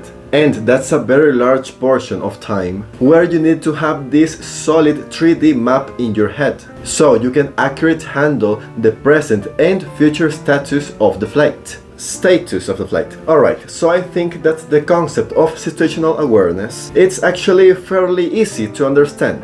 It's easy to know what we need to do. But that's just the first part. Now the hard part, the second part, is how the heck do we do it? How can we stay aware of every single thing, every single factor that is taking place even before that we turn on the engine? And that ends until after we turn off the engine. Well, that's why we need to have this 3D map / image / perception of the flight inside our heads. So now let's break down situational awareness into two general concepts, so we can start building our 3D thingy. The first concept is operational factors, and the second one is environmental factors. First, let's start deconstructing what operational factors includes, so we can start building our 3D map.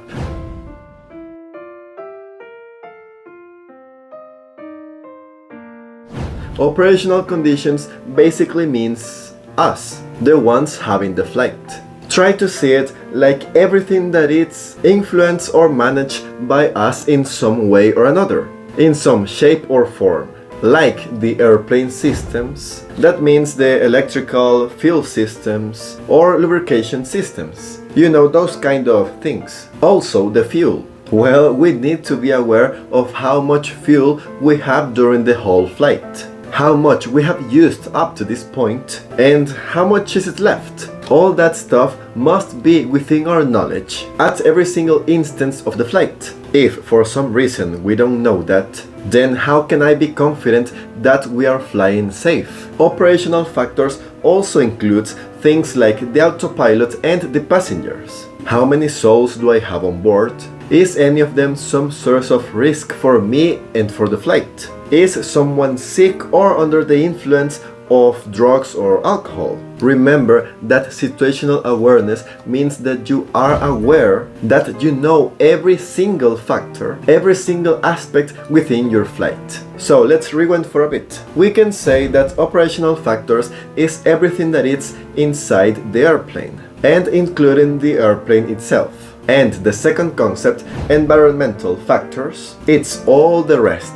Everything that is outside the airplane, everything that is surrounding us. Now, going back to environmental factors,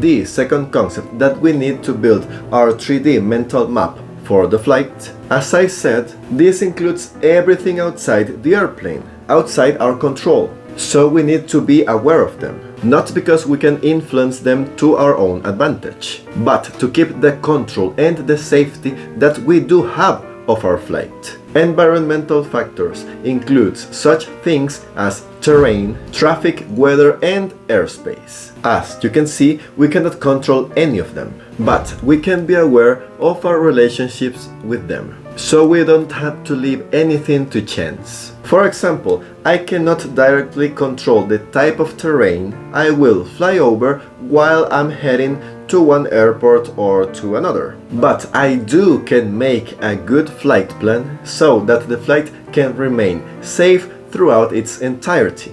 This can be even more crucial when we're flying over mountainous terrain. Or when we talk about traffic, we cannot tell the other airplanes where to go or what to do. But we can all fly in harmony, so we don't get in each other's way. Nor we can control the weather, obviously. We can only be aware of where the bad weather and good weather is.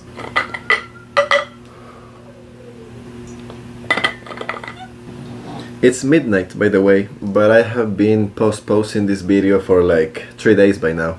Anywho, going back to the weather, I said we can only be aware of where the bad and good weather is and make sure to fly as much as we can over the good weather. Also the airspace. We don't make the rules for the airspaces we fly in, but we can and must be aware of the rules, limitations and dimensions of the airspace we're going to enter. Now that we have broken down this situational awareness concept and understood the two divisions it has, the operational factors, aka what is inside the airplane, and what we can control, and the environmental factors, aka what is outside the airplane and outside of our control, what we can only be aware of, but not influence for the most part. With this, we can build a good 3D mental map of the situation we are in and be ready for what is to come next. And if creating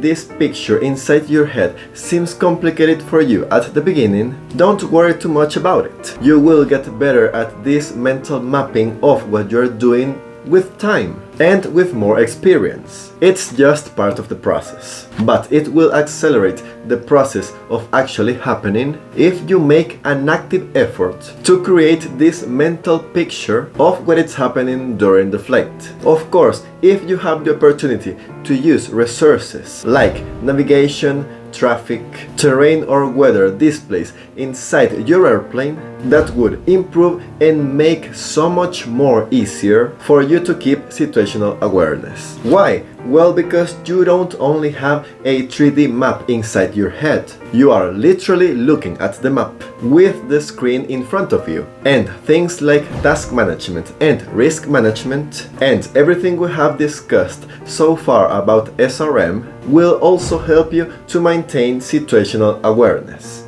Easy things like the 5-piece checklist, knowing the internal and external resources for your flight, which is directly tied to what we have talked today. So we are now heading to our 11th class, the second one about situational awareness. We will talk about what is a briefing when it comes down to flying an airplane, how briefings can help us to create and maintain a better situational awareness of the flight, as well as 3 different types of briefings we can and should use for different moments throughout our flights. And we will be breaking down one of those briefings.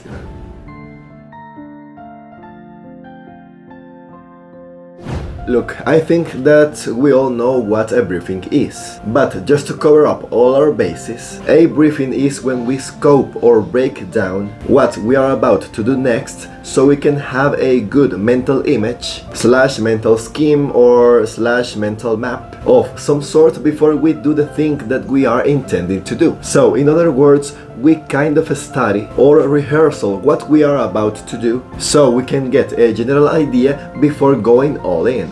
Basically, whenever you are preparing yourself and your mind for doing something that is going to happen or that could happen, you are doing a briefing. And briefing is an essential tool for us pilots to maintain our own and all the other souls inside the airplane situational awareness. Every pilot should do a detailed briefing for him or herself, if alone, or a briefing between each other if there is more than one pilot inside the cockpit, even before getting on the airplane, to be able to have the best and widest possible mental scheme of everything that is going to happen during the flight. Doing a good briefing will prepare everyone inside the airplane for the critical phases of the flight, such as the takeoff briefing, before landing briefing, and also we cannot forget the passengers briefing, which, by the way, we pilots are required by law to show to our lovely passengers. Actually, the regulation only says that we must brief how the seatbelts and harnesses work. You know how to fasten and unfasten them. But if you want to go deeper than that into the passengers briefing and you want to make sure that your passengers know all they need to know before takeoff, you can use the mental acronym SAFETY, which we will be breaking down in just a moment. This safety checklist will help your passengers to have a fairly good understanding of how the airplane works. Of course, inside the scheme of what they need to know about the airplane, what they can and can't do, what they have at their disposal if an emergency shall appear. It will help them to have this mental image of what is about to happen during the flight. Now let's start with the safety checklist for the passengers briefing. The S stands for safety belts. Just to cover our bases and the regulations, the bare minimum of what we have to do. As I said before, teach them how to fasten and unfasten their seat belts and harnesses, and when they should have these safety belts fastened. This part of the checklist must must be completed before the airplane even starts moving on the ground. The next one, the A from the safety acronym stands for air vents. This just means that you should show them where the air vents are inside the airplane so they can open and close them as they want. And if you're feeling fancy, then you can also show them how to use the heating and air conditioning of said air vents. Next one, we have the F, standing for fire extinguisher. First things first. I sincerely hope that you, as a pilot, know where this is located inside your airplane or the airplane you are flying. So you should also show your passengers its location, followed by a quick explanation of how it works. You know, just in case an emergency takes place and you are too busy doing something else trying to save everyone's life. Let your passengers help. Remember, they are not useless. By now we are halfway through this checklist. The E stands for egress and emergency.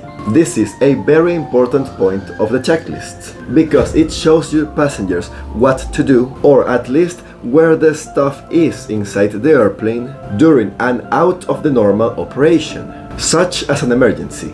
Be sure to show your passengers where the door or doors are inside the airplane and how to close them and open them properly. Do the same for the windows if you have. Also, don't forget to show them where the survival and emergency kit is located. Again, your passengers are not useless. Let them help if you feel like you can't do everything inside the airplane. On the fifth place, we have the T, standing for traffic and talking. Once again, show your passengers that everyone inside the airplane can have something to offer for the safety of the flight. In this case, they can help you in two different ways. One is by watching out for traffic, i.e. other airplanes nearby, because again, sometimes we, the pilots, have a lot to focus on at the same time, and a little hand that helps us spot the traffic will be very much appreciated. And the other way they can help is by remain silent and stay put. Remember, as some character from some animated movie that I can't remember right now said, remaining put it's not the same as doing nothing, or something along those lines. What I mean by this is that don't be afraid to tell your passengers to stay quiet, or at least to avoid unnecessary conversations, i.e. what you're going to do when you get off the plane, during critical phases of the flight, i.e. the takeoff and landing and moments as such. During these critical moments, we need to be extra aware of everything, including communication with control tower, and just by not being something that we also have to take care of, the passengers are helping us a lot. Also, if you have headsets for everyone, make sure that everyone knows how to use them properly. Headsets makes much easier the communication between everyone inside the airplane. And finally, we have the Y, which stands for your own questions. The passengers' questions. Remember that this checklist has covered up until this point the general things that we might need to create this 3D mental image. But every mind thinks different things and have a different point of view from the world and from the flight. So someone might still have a couple questions of something that we might have not mentioned during this checklist, and his or her mind maybe are still wondering a lot about it. Or maybe they didn't understood something about what we have just said, even though we explained it really clear. So just make sure to ask for questions and that nobody has doubts about anything that is going to happen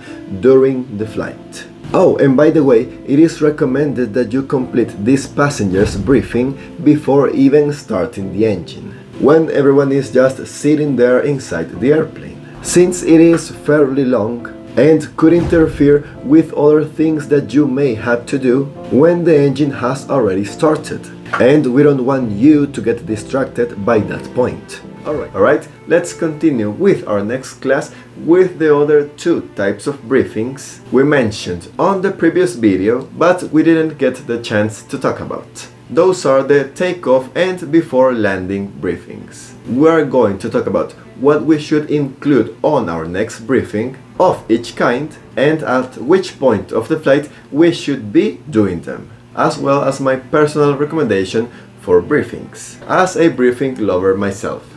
So let's start with what the takeoff briefing is. And the thing here is that it's basically the same concept of what a normal briefing is. Just like we discussed in the last episode, it's a mental rehearse, mental scope or mental breakdown, however you wanna call it, but this time applied to this specific portion of the flight, which is the takeoff. So with this briefing, what you're trying to do is to get the same mental scheme that we have been talking about for ages at this point, to prepare ourselves for what it's about to happen or that could happen during any portion of the flight. But this time it's only about this critical portion of the flight. What happens moments before, during and moments after the takeoff. After all, as we have said before, the main goal of having briefings is to help us to have a good situational awareness and to maintain it at all moments. Now, what should include a takeoff briefing?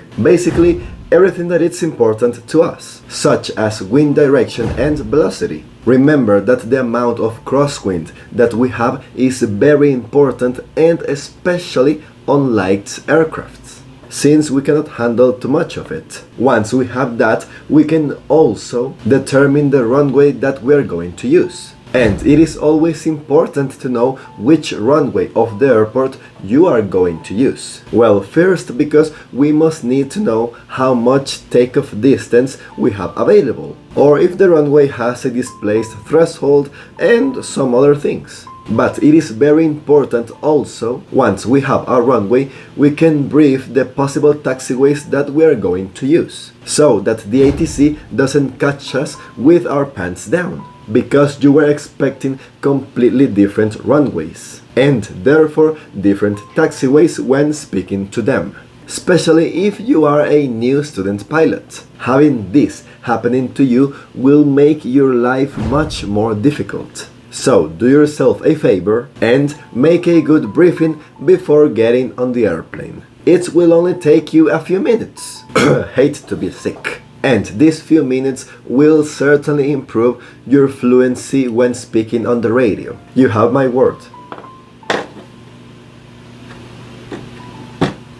Anywho, once we have our runway, we can also brief our initial heading and altitude. Remember, it is all about to rehearse so we can create a mental image of what it's going to happen over there. It is easier to do something for the first time if we have already done it before in our minds. Also, don't forget your takeoff climbing speeds. You can easily find these ones on your POH. We don't want to stall the airplane, right? Especially when we have little to no altitude to play with. Be sure to also brief your departure procedures, or i.e. what you're going to do, / where you're going to go during the following seconds or even minutes after you took off. And finally, you can't leave the ground without starting your emergency briefing, your emergency procedures for an engine failure during takeoff. That means that with that you have at least like 5 different procedures to brief, depending on the different instances and procedures of the takeoff. I'm talking about if you have or not enough altitude to try to restart the engine. Remember, it is not only about the things that are going to happen. It is also about what could happen during these moments, these critical moments. And since we don't have real engine failures on our everyday flights, it is even more crucial for us to rehearse them on our minds so we know what we have to do and we have fresh that knowledge. In the end, doing all this will only take us a very small portion of our time, and we will substantially increase our situational awareness. Now let's talk about the other briefing. That is the before landing briefing. A good before landing briefing should include the general airport information and weather conditions. I mean, it's a no-brainer to know what kind of weather to expect. What kind of weather we will be facing when we arrived to the airport. That includes winds, temperature, if it's raining, snowing, cloudy, foggy, or heck, what if we are lucky and it is a good day. All that kind of stuff. You get the point. It's another no-brainer to brief which one is the active runway, since, well, we need that information to land our airplane. I think we don't need further explanation about that. So, going forward with the briefing, also make sure to include the terrain and obstacles of the airport and its surroundings. We need to know if there is any mountains, tall buildings or antennas, and such nearby the airport or on the runway's glide slope, because that will entirely affect the way we perform our approach to the airport. It will affect where we can start our descent, and because of that, it can also affect our descent rate. Next on, we can also brief the airport elevation and traffic pattern altitude if you didn't include that already on the general information of the airport portion. After all, we don't want to descend too low before ever being able to reach the runway, nor to stay too high so that we cannot make a good descent and traffic pattern to the airport. And last but not least, we should also brief the entry that we're going to use to get into said traffic pattern. The entrance will change depending where we are coming from, in regard to the airport and also the active runway. Usually you perform this briefing after you get the airport information via ATIS, which is an automated frequency that gives you the current airport information, for those that are not too familiarized with this concept, or by talking to the ATC directly. But you can also, and I personally recommend, to make a before landing briefing along with the takeoff briefing. Yes, before you get on the airplane.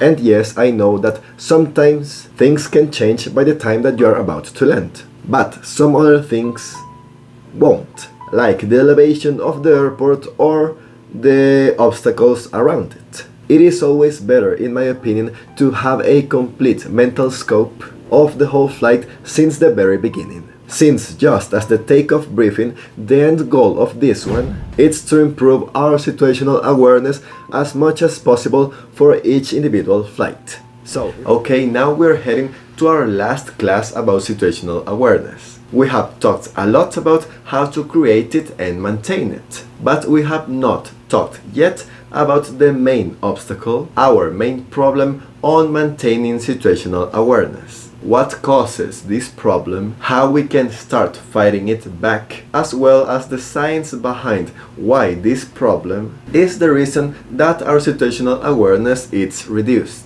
And to wrap it up, which one is another sneaky problem for situational awareness that not many people is talking about. Just for the record, I think this is my personal favorite video from this whole class. Alright, so today we're gonna talk about what obstacles we could face when trying to maintain situational awareness while flying an airplane, or when talking about stuff that we need to do, like work or studying. So it doesn't matter if you are a pilot or not. The reasons that we're going to talk in this video might be the ones causing you trouble to complete what you're trying to do, even though you are really trying hard to actually complete them. So far we have talked a lot about how to create and maintain situational awareness. So now we're going to dive deep into what obstacles we can encounter that will make that difficult for us as pilots to accomplish our goal of situational awareness. Alright, so you probably already know this, but just as a disclaimer, we are going to assume that we're actually trying to do our very best job possible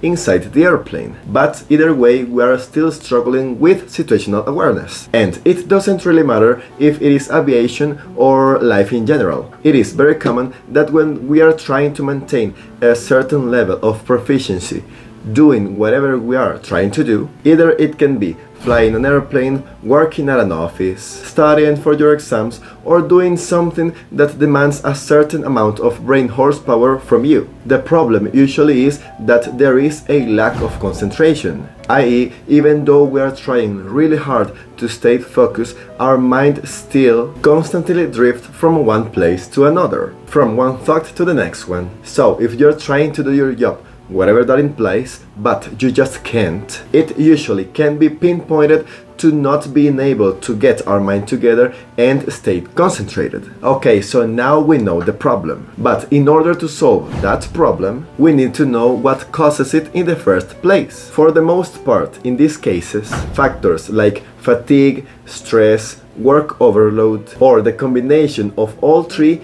can be the root of our lack of attention. So, if we talk about aviation, working under the effects of something like fatigue will not allow us to perform at our absolute best, to our full capacity. Our mind and body will be feeling tired all the time, even sleepy at some moments. It will reduce our attention so much that we might even stop doing some of the tasks that we have to complete during the flight, like checking our parameters or looking out for traffic, or similar stuff, which, as you can imagine, even though it's something that sounds pretty easy and simple to do, and it certainly is when we are mentally and physically in good shape, not doing these simple tasks might spell disaster for the flight. I think we all know pretty well how fatigue works on us, and I'm sure that if you didn't notice it before, now that you know, you can probably tell if your lack of concentration or situational awareness it's being caused by this. And sorry, but for fatigue, the only solution is rest. You need to let yourself off from the gas pedal just for a bit. Also, stress is pretty similar to fatigue in the sense that it reduces our maximum capacity of thinking things right, of performing to our absolute best. It causes us to be nervous, it forces us to act under an abnormal amount of pressure, and in today's life, sadly, there are just so many things that can cause us to fall victim of stress. Related to our job or not, it will have an effect on it to an extent. Things like problems inside our family, with our partner, our boss pushing us to work more, lack of sleep, some major negative event that took place on our lives just a few days or even weeks ago. Things along those lines are present virtually on everyone's life almost every day. They shouldn't be, but sadly, reality is often not as nice. So go and see what is causing you stress in your life and it's preventing you from giving it all in your everyday life. Search for that thing in your head that never leaves you alone. And to end this segment, we also have the work overload factor, i.e. in this case being burnt out. This often happens when you are just doing too much of whatever you are doing. It doesn't matter if you like it, if you enjoy it. At some point, which is different for everyone, you have enough of doing something, and that's fine. We all have to find a balance in our life. I'm sweating. If you do happen to start feeling burnt out, then try switching things up as much as you can. I mean, of course we have to do our job. I'm not telling you to leave your job if you need it to survive and you have no other option. Most of us are in that situation. But when you're not working, try do something new, like practicing a new sport, going out on a dinner with your pals more often, even if it is not a Friday night. Just go for it. Go to the theater. Start that new hobby that you have been interested in for a while now. Do something to change your routine. Assuming you do enjoy your job, be sure to also include in your life something else that you enjoy. It can be literally whatever you want. And you can also see what you can do to change your work itself, or at least how you perceive your work. Play some instrumental music in the background if you're alone in your office, or if the people that you are with have no problem with that. Go work at a coffee shop or somewhere else if you can. Treat yourself with something every time you complete a task, every time you finished doing some specific task. Work alongside a friend or a co-worker that you like. Good company always makes for a better environment. Even something so simple as changing the usual phrase of I have to work or I have to do this or that or X or Y. Change that for the phrase I get to do this work. It's my decision and I want it. Just changing that simple phrase will change a lot on how you perceive your day to day. Like for real, I have tried it before when I have been feeling burnt out or I know that I'm near reaching that point of feeling burned out. I still use it to this day. Like for me personally, everything feels just better when I do something because I want to do it, not because I have to do it. In the end, feeling burnt out, it's usually temporary.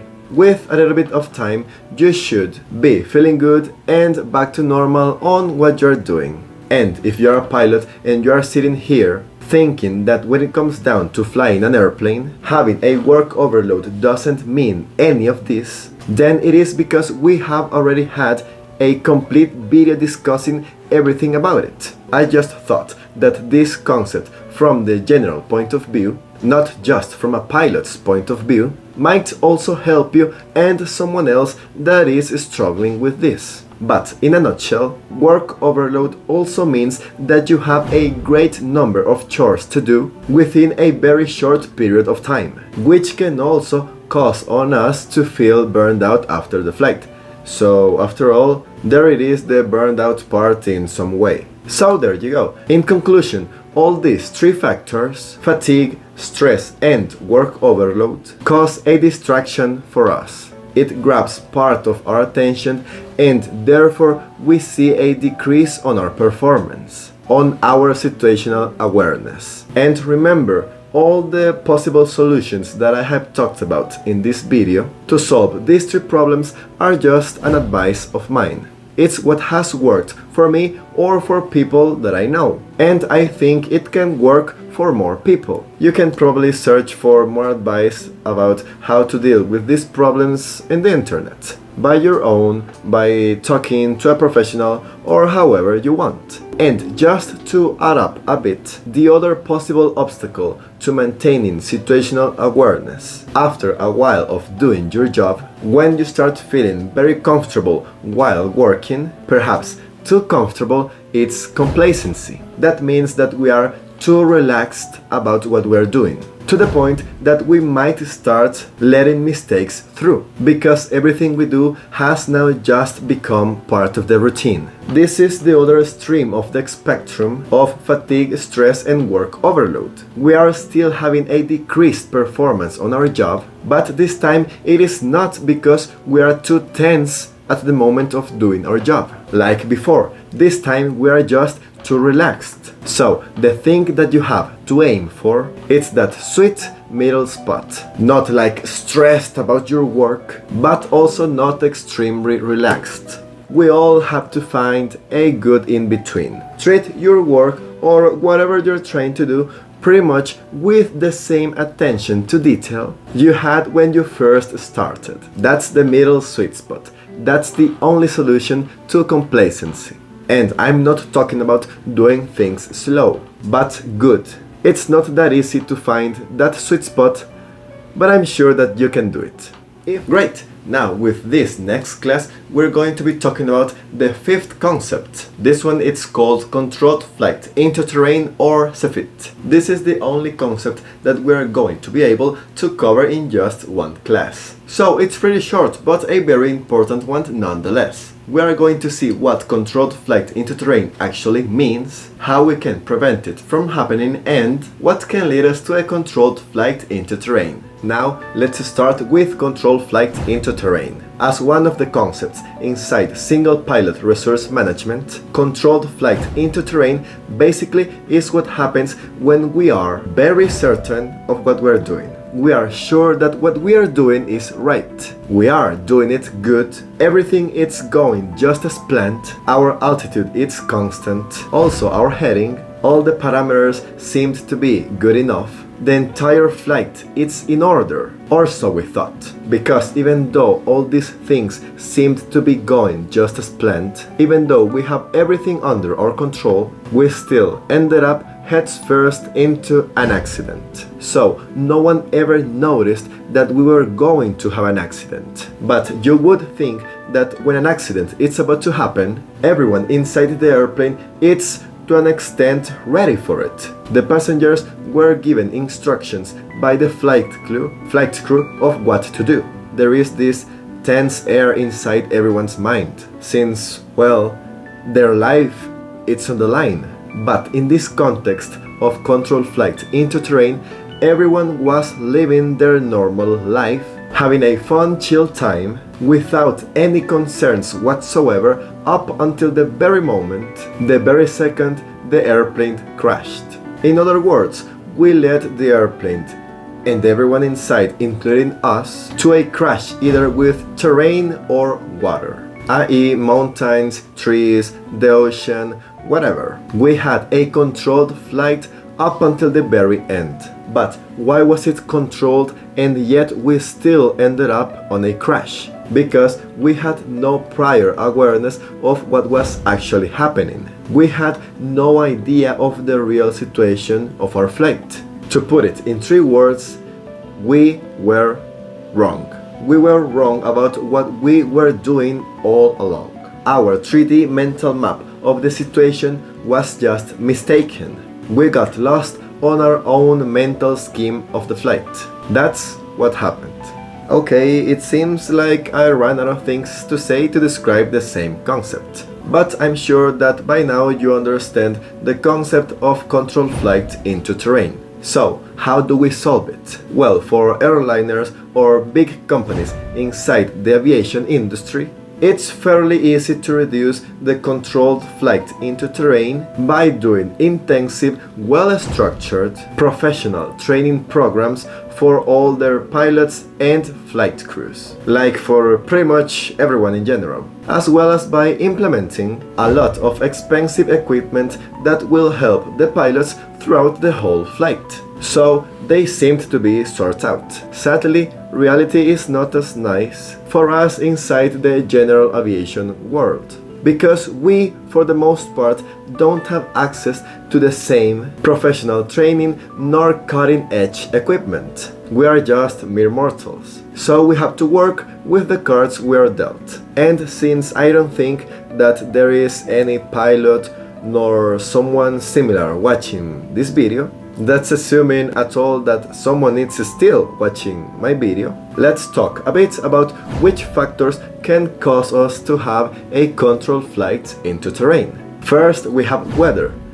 As you would assume, it is incredibly easier to crash an airplane against the terrain or water when we are flying under IMC or instrument meteorological conditions, i.e. poor weather conditions like clouds, storms and such, than flying into VMC, that is visual meteorological conditions, i.e. a good weather, a sunny day with unlimited or at least fairly okay visibility. Second, we have something like unfamiliar environment. Of course, it is easy to know where you are, or at least to have an idea when you are somewhere you are used to fly. You know that there is a mountain over there and also some tall buildings near the airport. Your 3D mental map of that zone is pretty well designed. But what if you are going somewhere outside of your domains? You can't lose your positional awareness at any moment during the flight. Or at least you shouldn't. You can't get lost nor get confused about where are you coming from or where are you going to. Where are you at right now and where are you going next? So as you can see here, it also comes down to play the situational awareness factor, the last concept we talked about last time. Another thing that can lead us to have a controlled flight into terrain, it's having to do non-standard procedures or the out of the normal situations. Look, it's fine if we get used to what we typically do during our flight. We can get used to practice certain maneuvers, or to get used to do a certain amount of IFR procedures or emergency situations. But can you still stay comfortable and composed if you have to do something out of the normal for you? Something that you don't practice every day? Can you still maintain your 3D mental map of what you're doing, or are you going to get completely lost? Now, something that also could affect us is the loss of communication. This one isn't even anybody's fault, but you have to know what to do if it happens. What's your plan? Which altitude are you going to go next? How are you going to let everyone else know that you have lost comms? If you were being guided by control tower and suddenly you lost all communications, how can you stay on a safe distance from other traffic or from terrain elevations that you cannot see, either because you are flying during night or you are flying under instrumental meteorological conditions? Look, nobody can say that a controlled flight into terrain it's impossible to occur. Not even airliners. Not even with all their fancy training and equipment. But here are some things that we as pilots from the general aviation world can do. The first and most important thing that we can do to try to avoid a controlled flight into terrain is to do a good flight plan. As I said before, it's good and it's easy to have a good 3D mental map of the training zones that you usually fly over. But if you're traveling places outside of your knowledge box, give yourself the necessary time to make a solid flight plan, to know the obstacles, the terrain that you're going to be flying over, the distances that you're going to cover. Really, I cannot overstate the importance of making a good flight plan, even if it is somewhere that you already know, let alone somewhere where you haven't been before. It's always easier to fly somewhere new if your mind has already been there 5 minutes ago. I can guarantee you that this simple advice will help you to avoid the vast majority of possible controlled flight into terrain situations we have talked about. Also, the other thing that you can do is to use the current charts and procedures. Remember, the obstacles are always changing. New buildings are being built, new antennas, new cables, not new mountains though. But that's one of the main reasons why charts are constantly being renewed.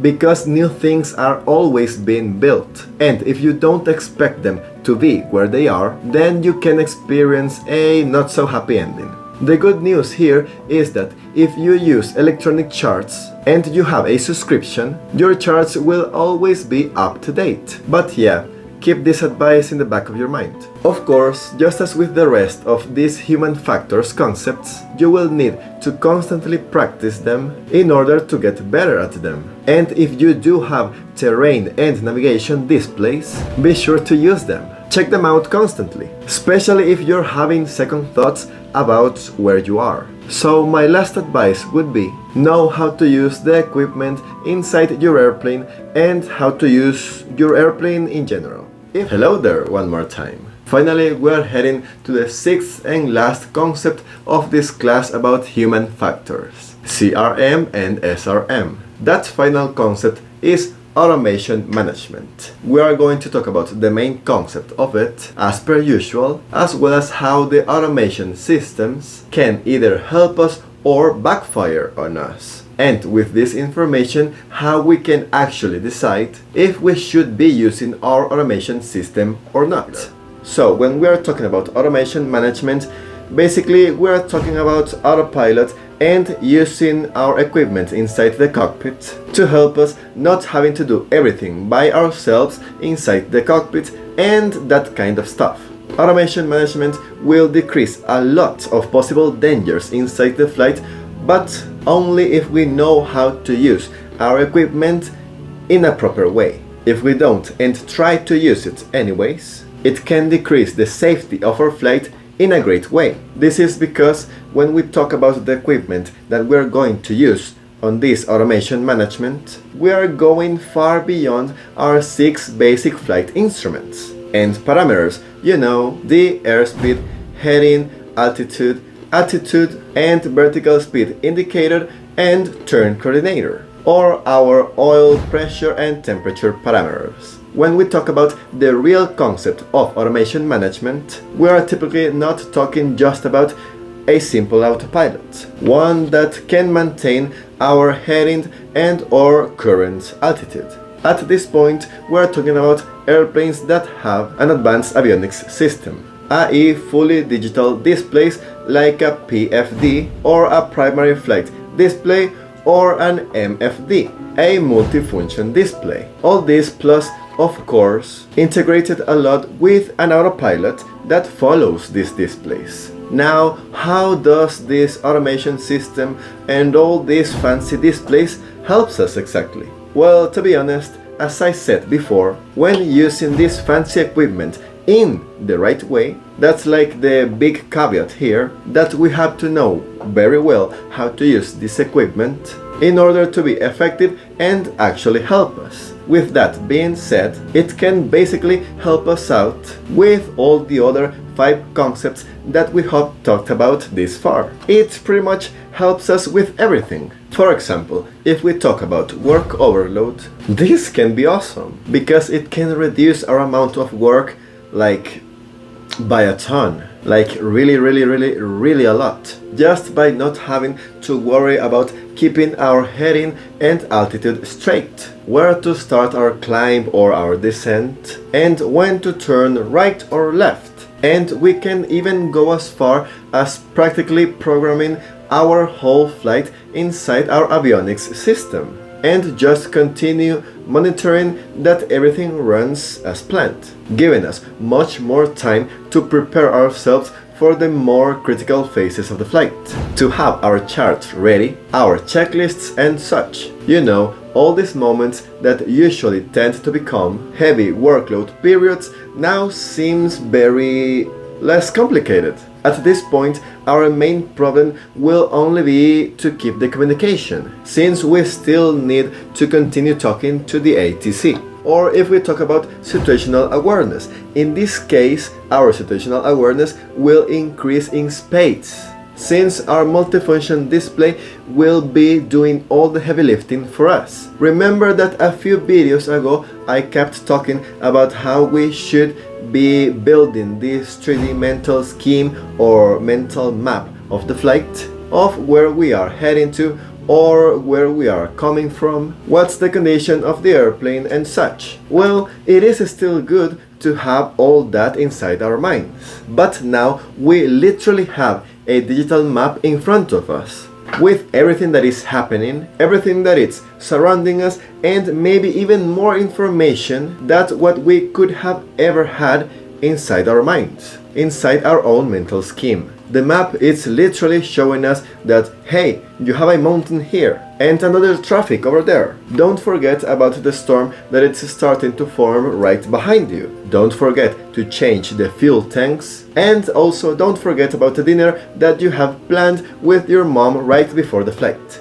Yeah, that too. And it's all similar stuff if we start talking about aeronautical decision making, risk management, and controlled flight into terrain. In the end, all these 6 concepts are kinda related one another. When automation management can become really dangerous, it's, as I said before, when we don't know very well what the hell we are doing with our equipment, and we are just like toying around a bit with it, seeing what we can get out of it, seeing what it can't and can do. Like, for real, I cannot overstate how important it is for us that we master the use of this advanced equipment before diving deep into them and try to use them for everything we can. Personally, I think that it is pretty straightforward to learn to use your 6 basic flight instruments, but it can be a whole different story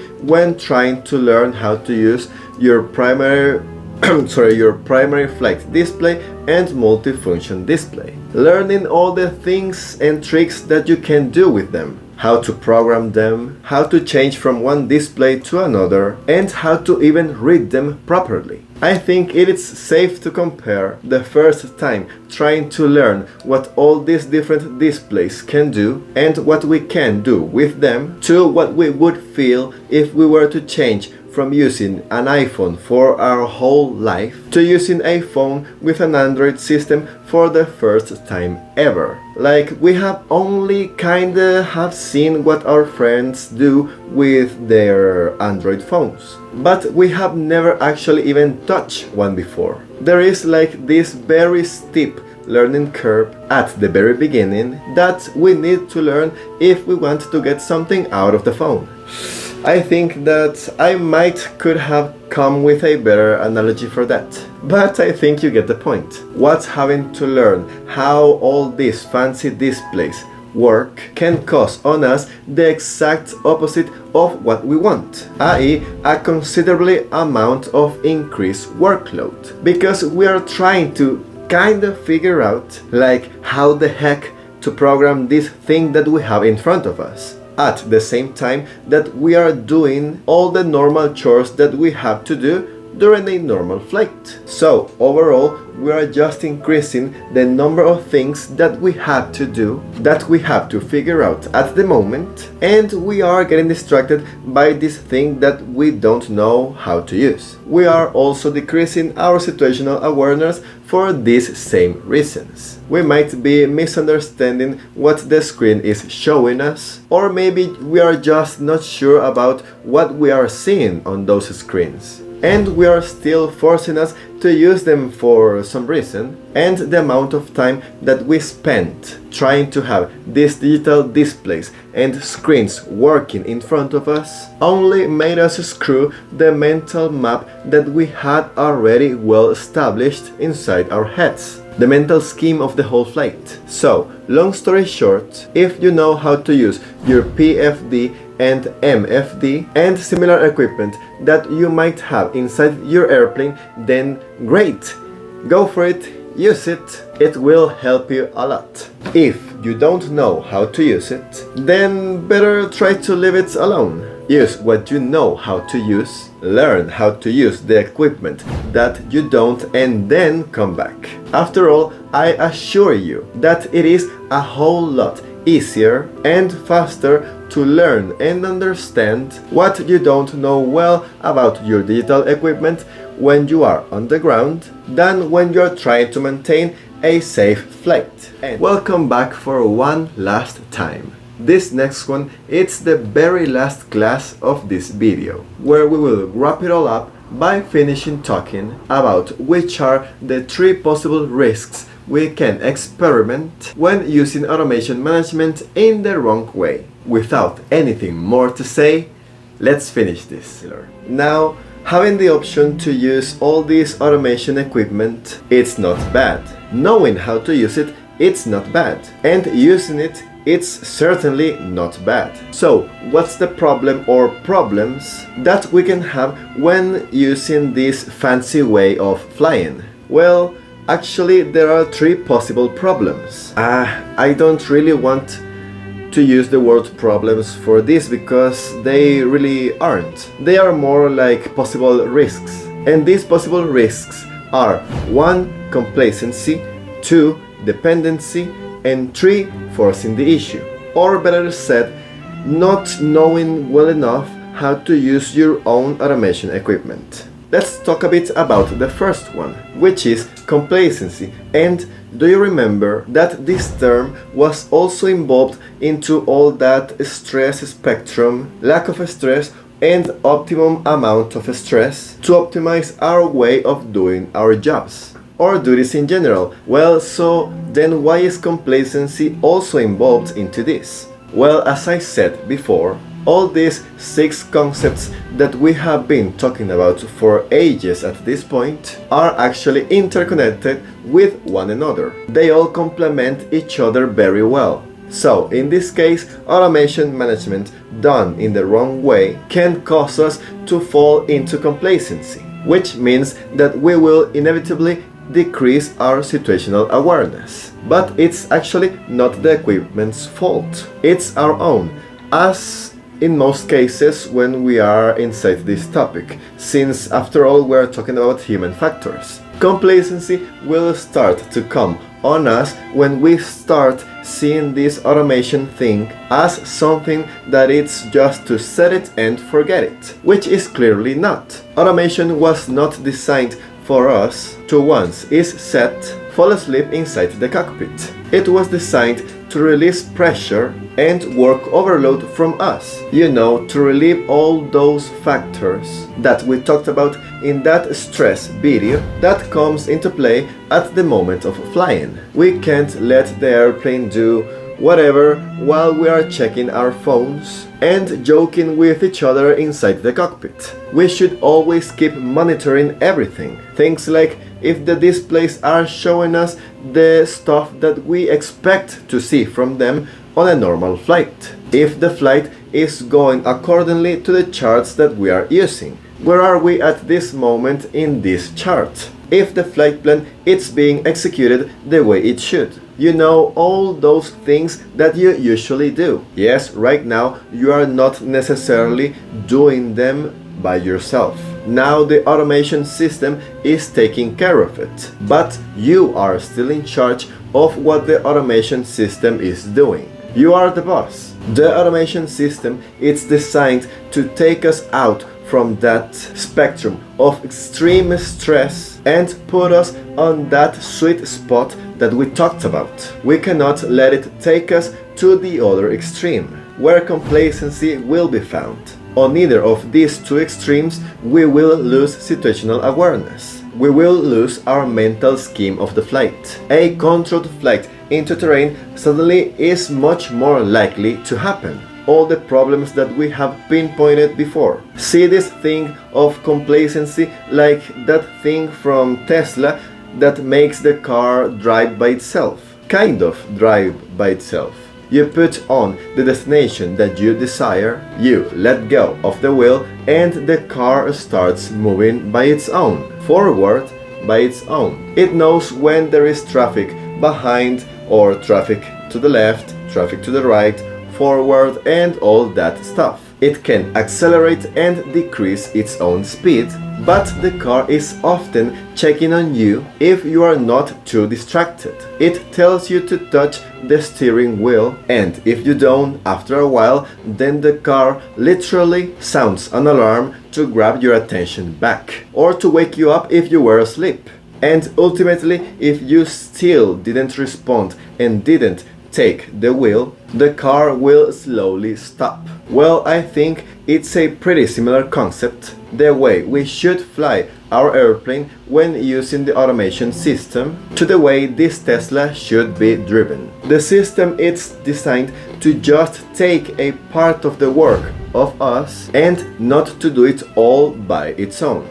And on top of that, where it can be very different is that if we are not doing our job, the airplane cannot stop by itself like the car can, since, well, we are in the air. So we can all assume what it's likely to happen if we don't give the airplane and the whole flight the attention it deserves. So that's all I have to say about complacency. The second possible risk is dependency. This one is pretty straightforward. As we get more and more used to fly in a certain way, with the automation system, we start seeing the old way of flying manually more like a distant memory. To put it in 3 words, we lose practice. We lose practice on how to fly the airplane manually. And since we are pilots, that's something that just can't happen to us. We can't feel uncomfortable by flying ourselves instead of letting the automation system do everything by its own. That has been the cause of many accidents, even more on the side of airline pilots, since most of the time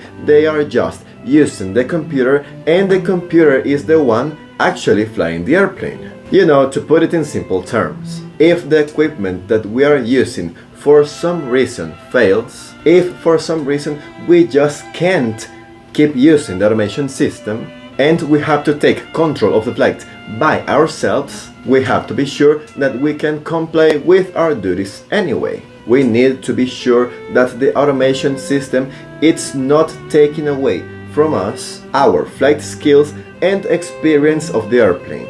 And how do we prevent that from happening? Well, that just can be done by performing manually our own flights every now and then. Keep a healthy mix of how you fly. Fill yourself out. And the third and final possible risks when using our automation system, it's that we might be just forcing the issue. We are forcing ourselves to use this strange equipment that we are not very good at. That seems confusing to us, that it's just complicating everything. So why keep using it when there is actually no need for it? The only thing that our own fancy automation equipment it's doing for us in this instance is to increase our workload, and therefore, you guessed it, it's decreasing our situational awareness. It can overwhelm us because on top of doing all the tasks that we have to do, all the chores that we still need to do during the flight, since we are not using the automation system properly, we put on ourselves another extra chore of trying to figure out this complex equipment in front of us. If we don't know how to use this equipment, then we should continue the flight without it. Just throw it out of the window or chuck it into the back. That's probably more economic. We should continue flying the way we know. That's the safest way to fly in this scenario. Learn how to use the equipment after the flight when you are safe and sound in the ground, or in a simulator, where we can pause, go slower, and try again without any unnecessary risks. Now, hey, congrats on sitting through this ungodly long video. That goes to show that you are really committed to learning about this topic. I really hope that you enjoyed these classes. And if you found this video interesting, then you should go also check out this one over here. This one is a travel compilation, so you can go chill out a bit over there. You've earned it. Or maybe this video over here, where I talk about my experience using the Duolingo app, so that if you want, you can take a rest for a bit about aviation, and still you can learn something. Thank you very much for watching. Subscribe, comment, like, and all that stuff, and I hope to see you in another video. Bye bye.